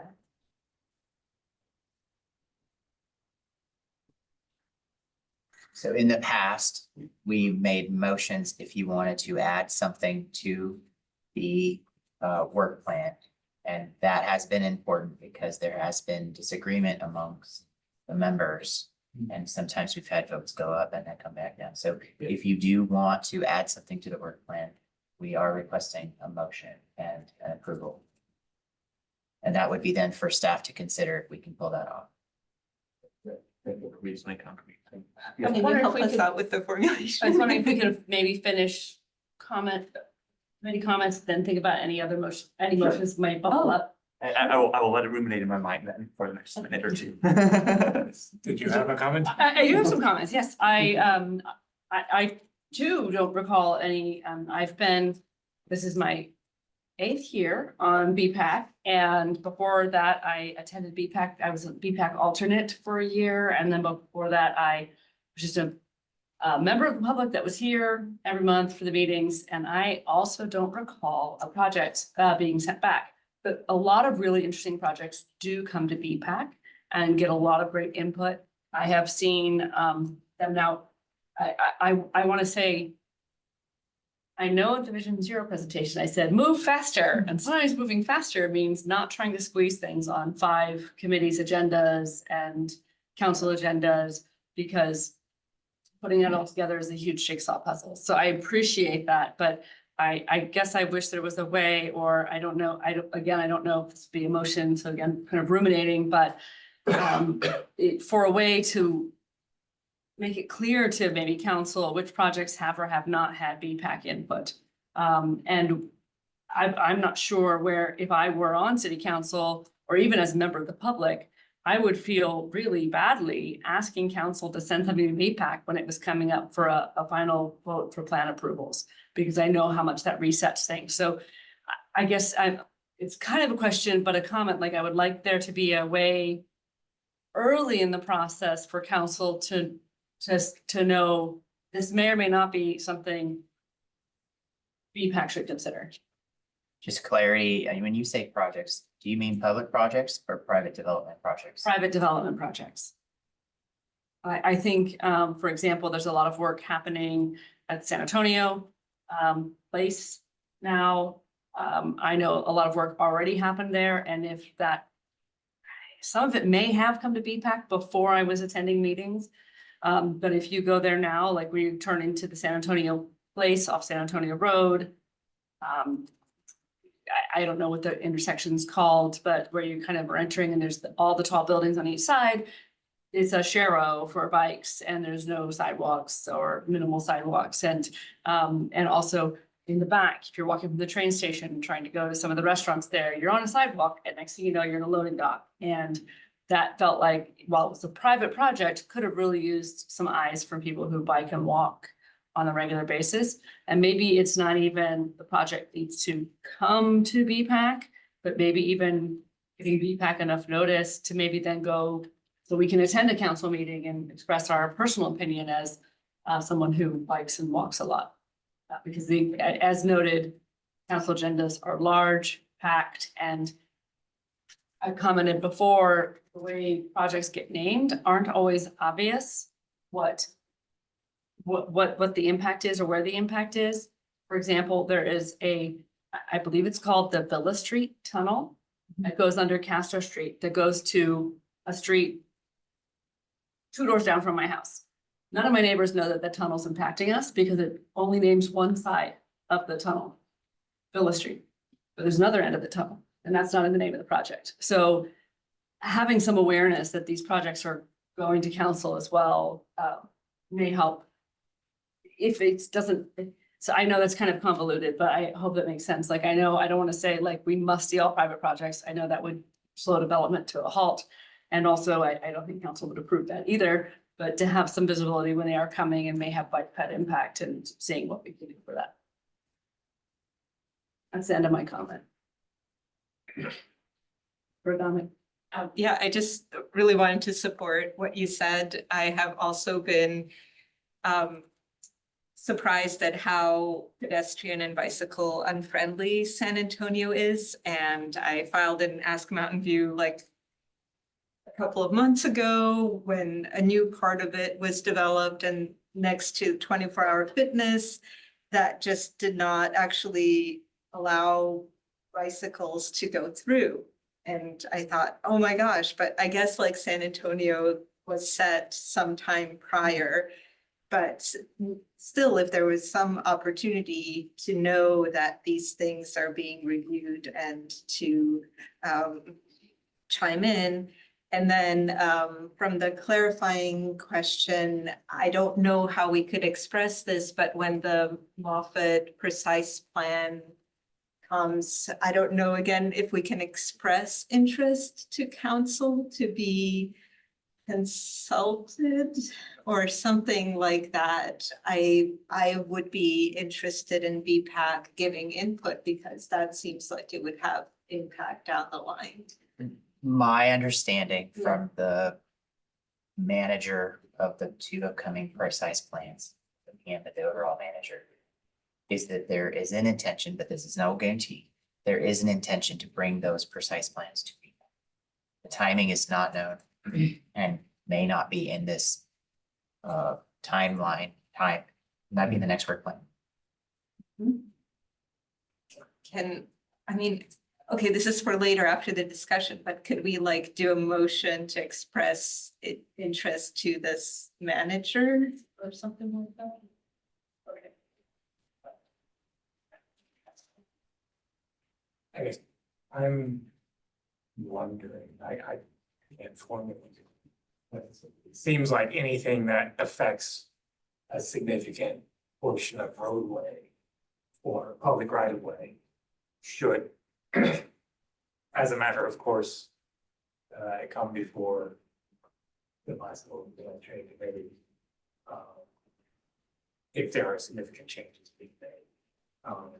But I wouldn't know, like 1,000 linear feet, I don't even know how, like, what is significant or how to formulate that. And I guess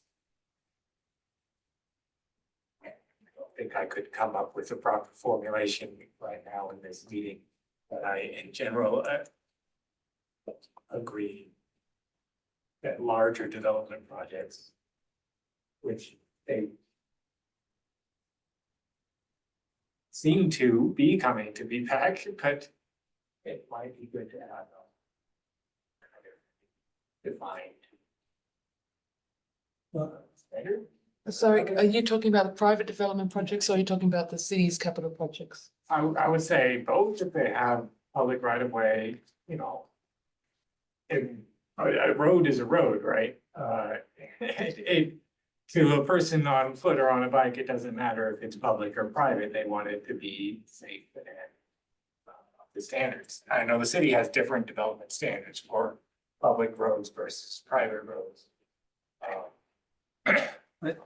A lot of that is all kind of negotiated when it's private development. City has certain standards. The developer has certain goals, and oftentimes the developer wants to circumvent or minimize some of the out of control discussions, as it were, committees and council. So they often intentionally seek public input where in a form they can kind of manage and control. So San Antonio had several, and they often steered the discussion to what they'd like to talk about. So they steered a lot of the San Antonio discussion to, we're adding more bike racks. Where else would you like more bike racks? But often that's maybe to draw attention away from other weaknesses or areas they'd rather not talk about. So it's, I think, up to members of the public to understand what's coming. Some of them are very visible and some of them less so, but to insert themselves knowledgeably in those comments. Yeah. I don't think most of those are gonna come here. Because unless the city requires certain things, in some of the negotiations, elimination of driveways may be one, or setbacks and the others. Size plan is probably more where we as a city should accumulate all the inputs and articulate them in the size plan, because developers want to know what they need to comply to. That's in writing and lasts a while. I guess I would hope that also the active transportation plan could really get some good standards, but sometimes it's specific, I don't know, I guess my point is, I don't know. Yeah, I mean, in private property, it's hard unless there's some negotiation or trade-off. So I think the one that I always come back to is the Paseos. Developers don't normally offer free access to their property, but if there's an interest in gaining something else, and they can demonstrate that's a public benefit, then that may be something that comes out of that. And so a large development where Paseos were inserted. Yeah, my inclination is to say trying to make sure we're providing useful input on these sorts of things, and things like asking to make sure we are consulted on new precise plans or the such, that may be the best place for that, since that would hopefully be what would both set some of the standards and avoids being in the loop for every single random project or the such, which can create uncertainty for everyone. It may or may not even be a useful time to provide input. If I may provide some clarity, that's true, precise plans, certainly. The ATP is also possible. Any city plan is a possible vehicle to impact private development. Yeah. If there's not a plan, then it's more like what Terry was discussing, where it's a negotiation. I guess the fact that we as a BPAC don't have really anything to negotiate with. No, I mean, it's developers don't like noise from the public. So that's kind of what they negotiate, minimize, as it were. Council are the ones who can offer incentives to. Anyway.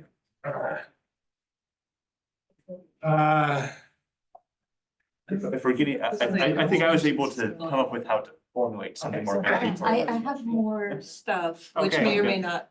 Word is there so that we can. bring My it stuff's there been to said, the- go ahead. Oh, okay. So, Just need to show so us. one thing that has come up is this, I'll call it transparency, but I don't mean to mean like, oh gosh, the city isn't being transparent and we must be watchdogs or anything like that. It's more, as Chair Stone said, people, it would be good if people could understand and advocate. And for that, I believe they need to know the status of planned improvements or ongoing improvements.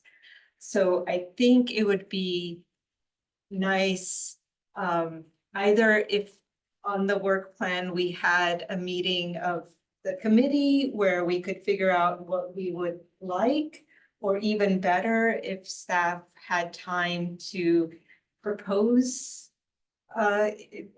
how this, what format it could be in, and, you know, we could comment or something like that. But the idea would be to have something, whether it's like a project list or a spreadsheet or something that both the committee and the public could refer to know the state of ongoing projects. And maybe as an extra, like also projects that are no longer ongoing. That type of indication would require a motion. So just because you've said that doesn't mean that we will put that on the work plan and then go do it. Right, but I unless thought we there's a were, vote. leaving motions. If Brendan's just being clear about what. That I don't want you to required. said that and it will do it. Yeah, but I'm just getting it out there so that, Great. yeah. And then another thing which I mentioned earlier was a discussion of guidelines for no right on red. I don't know if it makes sense outside of the active transportation plan and Vision Zero, but it just seems like there's a lot of momentum building, and if there's value in the committee and the public expressing what they would like in this regard, then I don't know if there would need to be like staff time or input, but likewise, maybe. And then the final thing about, and I'm sorry I didn't do the research of what happens at these workshops with council, but if it were to happen, another thing that I've been hearing a lot is just the immediate need of like Vision Zero, like where there's all of this stuff that needs to happen and we don't see how it can happen this quickly. So one thing could be brainstorming with council how to accelerate plans, maybe beyond the usual CIP. And then maybe also figuring out category E, like do they want, like rather than speculating if they would want input on private development, we could like figure out how that would actually work. Because right now it seems like it's in our potential work, but there's no actual way for it to happen. So that's also something we could discuss with council if we had a joint meeting. I just want to get clarity to make sure Yeah. so that everyone is Yeah. clear. When you're asking about projects, you're saying projects, you mean private development projects. That's what you Or are guys you have been talking about talking city about. projects? City projects, intersections, So for roadways. the thing where you were talking about policies, updates. Things like that. So for the thing where you're talking about getting more regular updates on that, that's, you're talking about city projects. Yes. Before, when you guys were talking about having things come back. And I asked, is this private projects or public projects? And I was told private projects. Yeah, the earlier discussion, I assume, was Okay. about private projects you. related to like a development happens and that affects some sidewalk or some through access of some sort. That would be item E on our work plan, Yes. draft work plan would be private projects. I think there's, if I'm hearing right, Member Adamic, I think there's also the transparency part you're talking about would be for Public. public Yes. projects. Okay. So Yes. two things. So I think that is probably already covered in the work plan in relation to the CIP, which does come to BPAC each year. But we can tweak it. I don't think that would be necessarily a change to the work plan. How is it covered? So I think we do, the work plan does include looking at the CIP. But it sounds like you're wanting something a little, something that provides kind of more of an overview, which we can take that as staff input in terms of how we present the CIP, which is already on the work plan. I don't think it's a change to the work plan. So so we have that as item D on the work plan, visit CIP. If I'm hearing you correctly, Member Adamic, what you're, and this is kind of what I'm looking for too, I think we're saying the same thing, is other than the once a year discussion, maybe if there was a web page we could look at to see when changes happen. Right, and I think that that could be, I had my hand Hang on. up, sorry. You made a motion at the previous year to have a project tracker.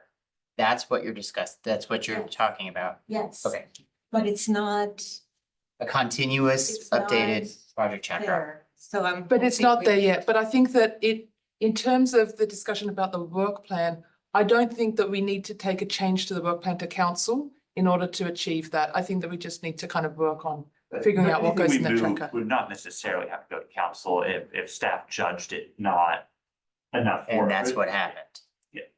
And that's what happened. We made a motion to have the project tracker added, but it wasn't. I have a question about member Atomic said. About the no right on red.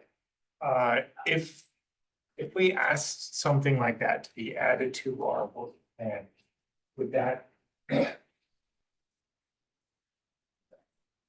We could have as BPAC, a discussion on citywide, no, right on red. Could we? If we did that, would that go to council, or what would be the result of asking for that? A discussion on the possibility of implementing more no right on red or citywide no right on red. Is that? I Because that don't feels like think a we work can plan answer that item, question at this not time. This You can feels like, direct us to ask the question of our other members of our city team, Okay, but we can't sit here and promise you that. Okay. and, but I what think it would look also, like what we're talking about right now is the work plan. yeah. And so Yeah. if this is an item that, like, that seems like a specific thing underneath a category that's on the work plan. Yeah, that seems like a project that we would want staff to do, which is not the same as a work plan item. The work plan has locations where it does get specific. So it isn't Mm. impossible. But we can't tell you that, we can't make a unilateral decision right now that Okay. impacts I guess a I'm lot trying to more staff understand members. what's appropriate to ask in this versus something like adding it to the CIP. Anyway, yes. Member Fennec here, on that. Before I joined BPAC, there was a work item on the work plan to discuss bicycles on sidewalks, city ordinance. Mhm. And then that work did happen. So I think what I'm hearing we may be asking for is we would like to maybe add a work plan item to discuss a potential adjustment to citywide ordinances on no right turn on red and where it may be appropriate. Thank you. That's how we did it. Prior BPAC did it. That's before I was on BPAC. The work plan would allow for that. Your motion would be made and then us as staff would have to discuss with the other staff members that are affected by that if we have the capacity to fulfill that motion. Thank you. It's all clear to me. Are we ready to make some motion? Since I just said one, I'm ready to make one motion. Okay, Yes, let's start. I would like to move that we request a work item to discuss potential modifications to city ordinances on right turn on red. For example, on a high injury network or other appropriate places for pedestrian safety. Can I just, can I suggest that be turn on red? No right turn on it. Yes. Okay, do we have a second? I would second, member Adamek. Is there any discussion or shall I call for a vote? I'm happy to call for a vote. All in favor of adding the discussion item of no right on red as like vote? Aye. Aye. Any opposed? Motion carries unanimously. Do we have another motion? I can make one.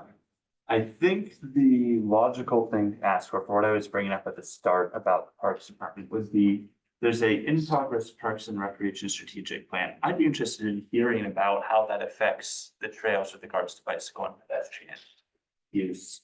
And access on other parts that may be outside of the Stevens Creek and Permonte Bay trails. That might just be an information item.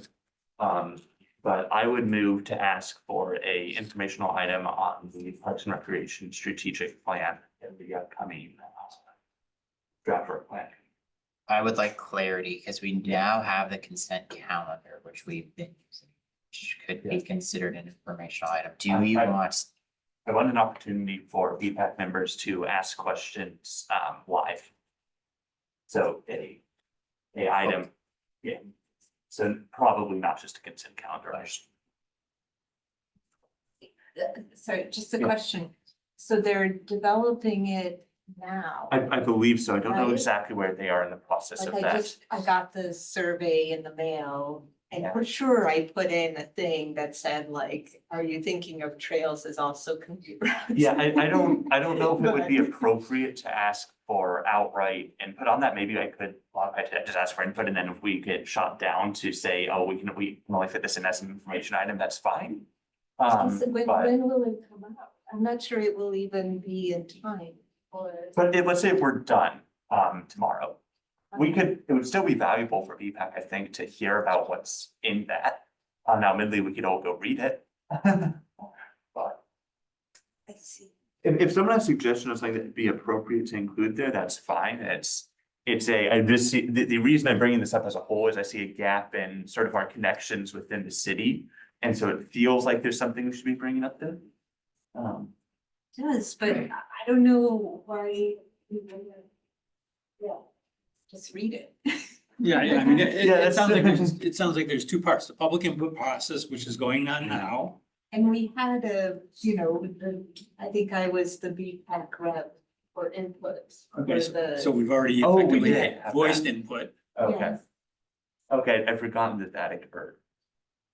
But I also do want to talk to you.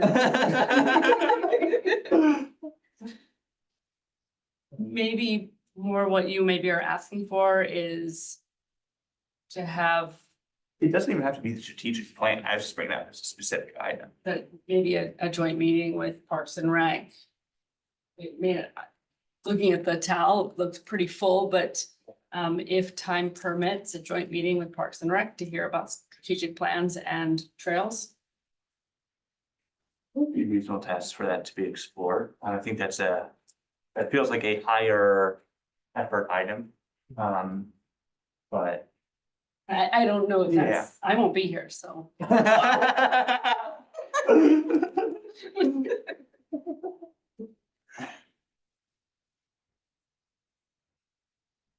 So to some degree, I'm hearing no one Uh, excited enough about it to necessarily want to I'm spend it. interested, but a joint meeting is a lot. Yeah.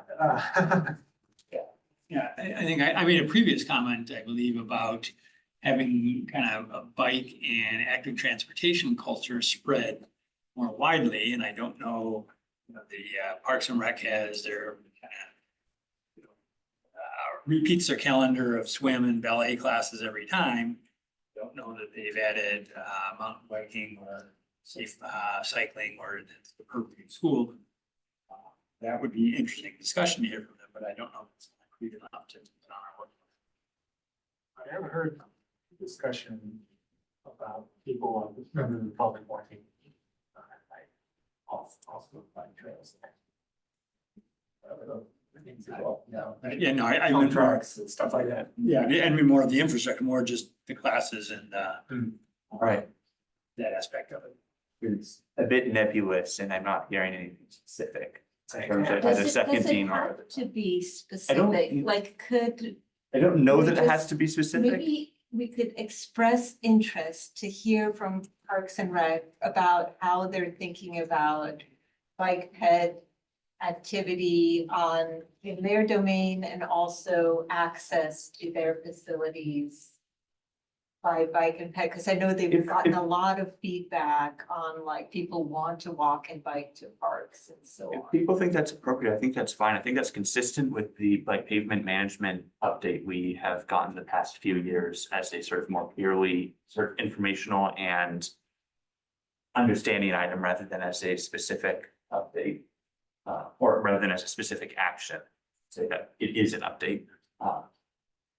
Something like directing that we are interested in hearing from Parks and Rec about how they are thinking of that. I'll- Let me try moving that we ask for a item from Parks and Rec about how they accommodate and are planning for active transportation in their facilities. That capture people's interest. Feel comfortable with that. Okay, someone wants a second? I will second that motion. Okay. All in favor? Alright. Any opposed? Abstaining, okay. Abstaining, member Fennec abstains, member Borton as well. Okay, Are you abstaining or? abstain. Three in favor, 2 abstains. Motion carries. Do we have another motion? Member Fennec, I'd like to make another motion from what I heard from others. If someone else would like to grab it and change it, let me know. I'd like to move that we I would like to move that we add work plan items to review any precise plans that are in development that would have bicycle or pedestrian impact. Are there just specific precise plan? Are there, I know there's the Muppet precise plan. Are there any other, I recall a mention of 2 precise plans. What was the second one? Downtown. Downtown? Oh. Do we just want to ask for those 2 specifically? That may make more sense. Do you want to move that? Is there a cycle of precise plans? So what's been done? So yes, there is, the general plan has change areas. So the only remaining change area is Moffat. Is there a periodicity? Yeah, the Yeah. downtown precise plan was done many years ago. It's very out of date, so I don't know what the I think period they is. get updated somewhat ad hoc, but also it never gets updated with like less than a year's notice. So we'll have time before our next draft work plan to ask for any others. I think that the update, or the last I saw the downtown update was just making the language more objective and understandable. It wasn't really easy to change. But I guess I'm more comfortable with Valerie's, because if there's no bicycle or pedestrian impact in the changes to the downtown, it's just like tweaking the building envelope restrictions. That's fine. Or. Yeah. I'm not Yeah, gonna not say interested that in this I'm a member of the body. bicycle Yeah, pedestrian. yeah. That's fair. I think it's. Any pretty much- second? I guess I would second the original motion by Valerie Fenwick, any precise plan with bicycle or pedestrian impact. To come to BPAC. To come for to input. BPAC. Yes. Thank you. All in favor? Aye. All right, motion carries unanimously. Are there any other comments or motions? I had just a question to follow up on member Adamic's earlier question that, and I do now remember she had made a motion before for that project log, and then I think I just didn't understand staff's answer that it wasn't added to the work plan because it's something but it will still get done? Is that, or? We accepted your motion and evaluated what it would take to produce that, and then did not add it to the work plan. And that is within our purview because we have to manage our workload. So I'm not kidding. Would it be, I guess, That isn't what I said. That's what we did the last time. For last year's work plan? Yes. Okay, so if we are interested in trying again, we can. You want to make your motion again, member Adamic? You're so good at making. Do you want that? I have last year's minutes up if you want the same wording. Oh, what was it last year? Last year was BPAC requests for staff to include lightweight updates on active transportation projects and regular staff updates as needed. Oh, Now, we can phrase it differently for asking for something else. But I think that's the motion that's being referred to from last year. okay, those are the lightweight updates. I guess, They're asking for a more like explicit list, then that might be useful to. yeah, There would probably also be more work on staff. Well, I also don't know, I don't recall exactly the details of what we discussed last time. That's just what's captured in the minutes. Okay, so I think in the meantime, my thinking has evolved a bit. And what I'd like to ask is for staff to consider maintaining a list of active transportation projects that indicates their current status. I would like to second that motion. And the intention is Is that it, I this would, mean, they are maintaining a list. What are they doing with the list? I guess, yeah, I would like the motion to, Okay. would. and presented at the regular Do BPAC. you want them to present at BPAC? Do you Oh. want it just to be on a website somewhere? I think I would, I mean, both would be great. I mean, I think for the public, probably having the website would be more important. But I think also having lightweight updates periodically as makes sense when project status changes. I would, I think website would be great. I almost prefer at the BPAC meetings. Because then it's sort of directly in the public record and is, honestly, a lot of these projects don't have the meaningful update more than once a month.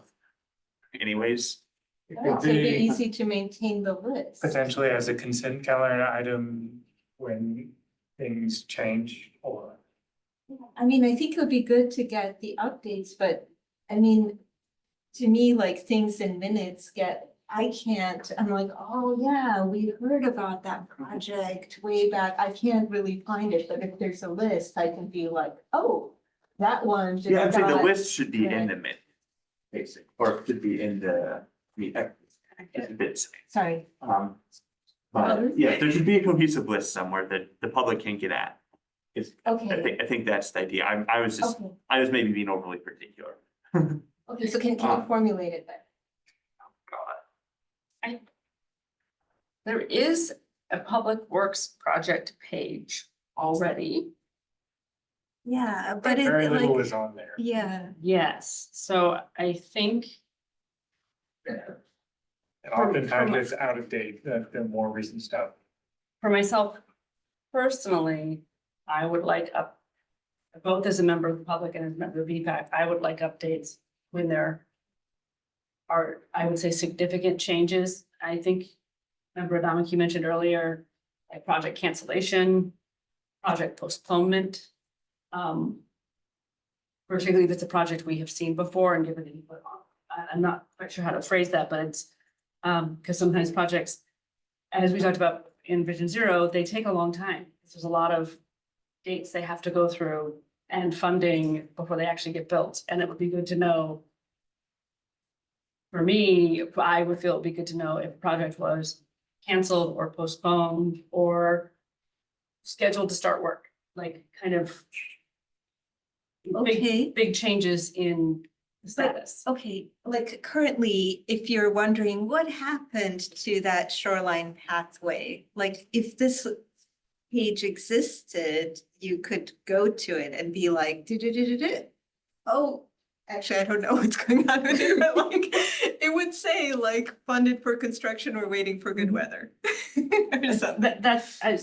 I think maybe it's almost a rephrase of the motion from prior year of, I think as a start, I like the idea of lightweight updates from staff during staff updates on major any changes in any of the major projects we've previously reviewed. And significant changes, kind of a wishy-washy word, but like I would say postponement, cancellation, or hitting any construction milestones.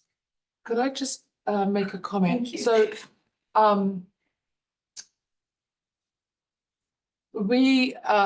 we would need to talk to each of the project managers to find out if there are significant changes. So could I suggest some wording that kind of allows us to do this kind of on a periodic basis? So what about BPAC requests staff maintain a list of active transportation projects that indicate their current status and present this information on the website with periodic, and maybe you have a periodicity updates at BPAC meetings. So I don't know if you want to be more specific about periodic. I'd like to make that motion. Okay. I'll second. Okay, we got a motion made and seconded. Do we want to be specific about the period? I do not. Okay. That's fine. We are trusting staff on the period. Great. Okay, all in favor? I, All right. Motion carries. I believe that's the end of our comments Okay. on this item. And that, we will move to item 7, committee staff are, That No. was 6.4? item 6.4, Santa Clara Valley Transportation Agency Bicycle and Pedestrian Advisory Committee update from member Adamic. Okay, so briefly, there were 2 meetings that happened, the March and February one. At the March one, I mean, you can read the summary. There was a nice presentation on equitable vehicle miles traveled. There was lots of community outreach in the end. The conclusions were the same, more frequent and faster transit and more bike ped facilities and some other things, but those were the 2 main ones. Then there was the 101 Sanker Road Highway Interchange Project, which contrasts then with Bascom Avenue. 101 and Sanker Road, I think, is like funded as a highway project. And so it has the funds, but then it does a lot for cars and then does some things for bicycles and pedestrians. And there are comments from the public and from the committee saying you should do more, you should have a separate bike ped overcrossing, and there was concern that with many car travel lanes and fast speeds that this would not be safe for bicyclists and pedestrians. Bascom Avenue, on the other hand, was more like a complete streets project with a road diet and was generally liked. And then the last item, which you might find interesting, was a comprehensive information item on all sorts of grant opportunities, organized by whether, you know, this is something the city can apply for, this is something that only VTA can apply for, etc. So that was very nice. In February, let's see. The 2 projects were the Monterey corridor in San Jose, which had proposed lots of nice improvements. They were all liked. And then Highway 9 and Highway 17. This was like a very expensive project with many fancy things. It had Class 2 bike lanes in addition to Class 4, and why? And it was because like highways have to have these really wide shoulders, so you might as well put the Class 2 bike lane. Something I learned. And then I think, oh yeah, for Bascom Avenue, sorry, back to March, one interesting thing was because, you know, that was another like primarily bike ped project. Of course, it was very like short on funds. And so I asked, where does the many millions kind of price tag come from? And one thing that they said was that it was in part green streets, that is expensive. So I think that also might give us something, just as we're balancing, like green streets are great, but Also, like you can design, I think, the ideal improvement or one that one can afford. And I hadn't really, I mean, they said especially for like planting big trees, sometimes utilities need to be moved, or at least in this project they did. So that was interesting. Oh, okay, so last and important, I have a bunch of travel that I will be making, and so I expect to actually potentially miss up to 3 meetings of VTA BPAC a year, which I think is not ideal. So, oh no, this was for the previous thing. Okay, sorry, maybe it doesn't have to be one plan, right?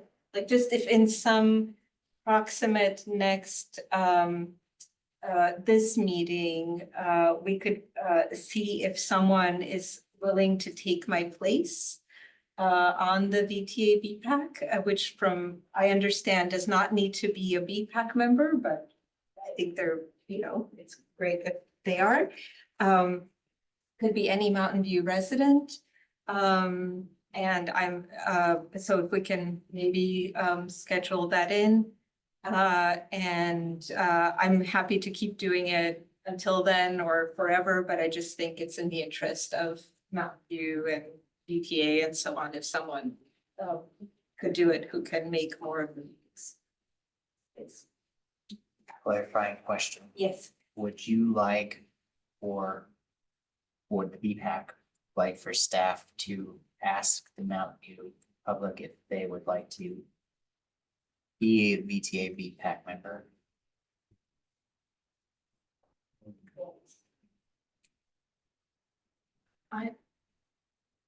Yes. Clarifying question kind of related to that.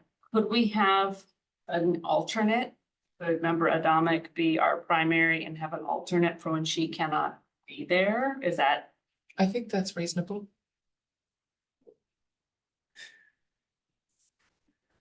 I mean, we even have an alternate for this BPAC. So, No, we don't. oh, what's that extra person called? You don't. They got rid of that. Oh, okay. So you'll want to check, it's very well possible though. You want to check with your The BTA VTA. staff liaison to see that if that is possible. But Right. That would I'll be very reasonable. I think a lot of the concerns in the past have been just it's a Philadelphia convenient to go down to North San Jose every month. North San Jose, come on. For me, actually, it's ironically that it's Wednesdays, not that it's in San Jose, but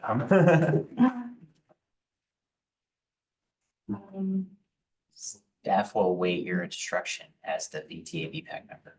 Okay, so I'm asking whether an alternate is possible. But Well, then we could still also need to follow up find with- an alternate. We could also follow up with VTA staff to see if that's reasonable within their bylaws. Yeah. And also the issue of whether it would be acceptable to have somebody who's not a BPAC to open it to more people as well. We already did. Oh, okay. And they're It okay is with that? acceptable to Okay. not be a BPAC. I think we know the alternate one that would help inform a actual agenda item next month or something. And does this clarify my clarifying question? The reason why I asked is it may be easier to find a volunteer, whether it's another member of our VPAC or the city, if you're asking for them to go to 3 meetings a year versus 10 or 11. It might be, and it helps share the load. Yes. a little bit. It's not 11. It's like. I think there's also no December and no July or something. Yeah.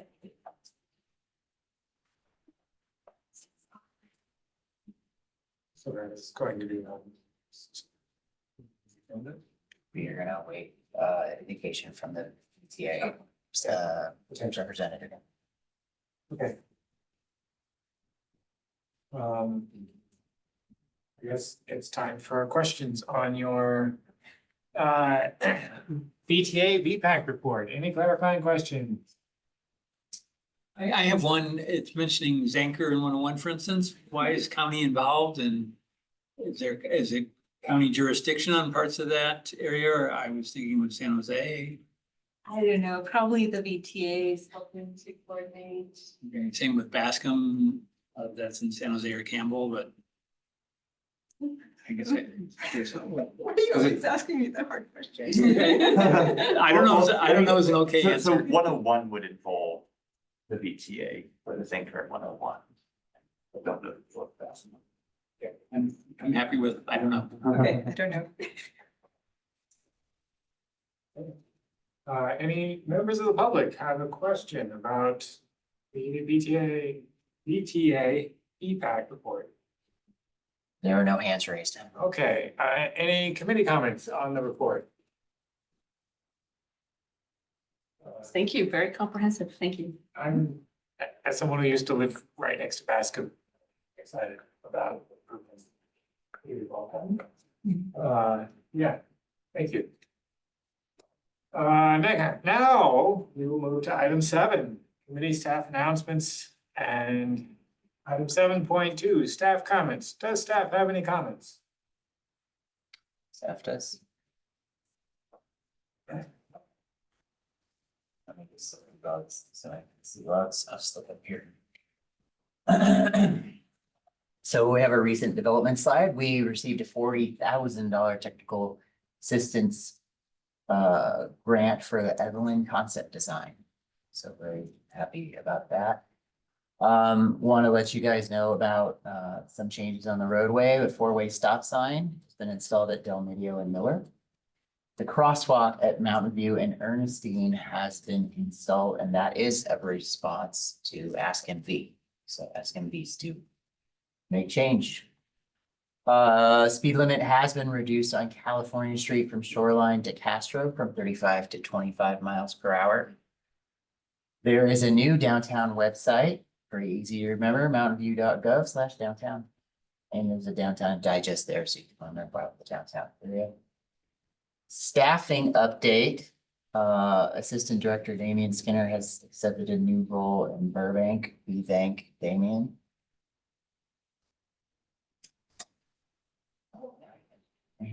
Trying to get the slide to go to the next slide. Saturday, weather permitting, is currently showing thunderstorms. We will be on a bike ride to Bowl Park, where we will meet the donkeys. There's one donkey there. But additionally, we'll learn about Magical Bridge, the concept of Magical Bridge, experience the one in Palo Alto, and hear a little bit about what's happening coming to Mountain View. That would start at the Transit Center, our normal location at 10 a.m. at our normal time. On the next monthly bike ride is April 20th. That is the Earth Day celebration. We'll meet at the community center where the Earth Day celebration is occurring. We'll start there at 10, and we will ride up to the bike exchange where they keep bikes out of landfills, so very Earth Day-ish, and then come back down Permanente Creek Trail. And then finally, and I'm happy to cede a little time here to Member Adamic if she would like to talk about her actual Earth Day, the April 22nd bike ride that she is doing for Mountain View High School. Yes, so slight difference. It's what's the Friday? Is it the 26th? Because the carbon-free commute is typically on Fridays, so it's been moved to April 26th. We're gonna ride the Stevens Creek Trail from the La Avenida trailhead all the way to Mountain View High School. We are looking for a few volunteers. The idea is that there would be volunteers at 4 different trailheads, kind of waiting there, gathering up students, and then riding together to Mountain View High. Although I guess the volunteers, as long as they, get all the students on the bike bus / train, I suppose would not have to bike all the way. So if you're interested, or if any members of the public are interested, would love to have you on this ride. Yeah, so they can just reach out to me. Yes. What time and location should people meet on the 26th?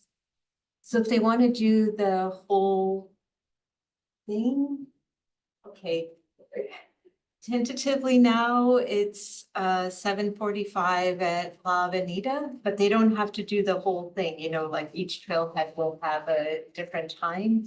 And we're actually going to test ride it again tomorrow and try to compress the times a little bit, so it's a little bit later start. So I will send, like, we'll nail it down tomorrow and then send the actual trailhead times. I will reach out. I have, since I've ridden between along the Cedar Street Trail down to Miami High School, probably close to 2,000 times at this point.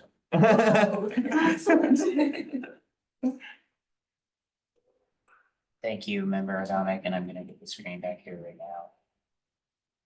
And finish up my presentation, which is almost.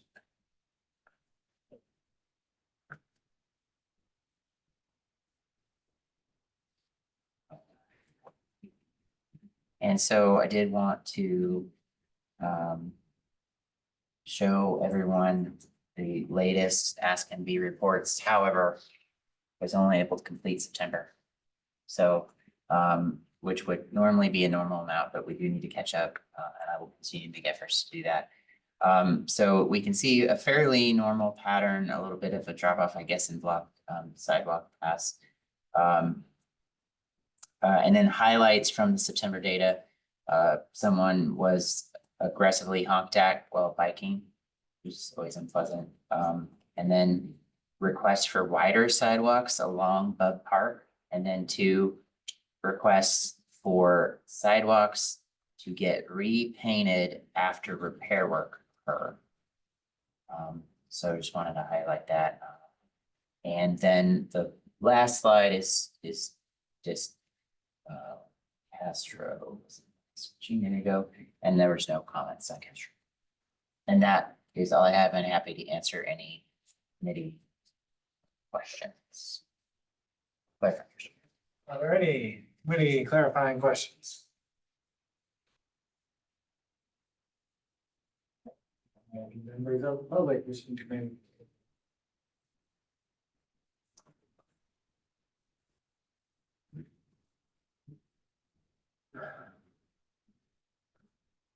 No. No.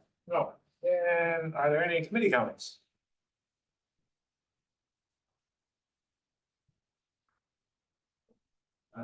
Thank you. And we will move on to item 7.2, committee comments. Yes. Member Hunick, I have just a general thank you for the city. I noticed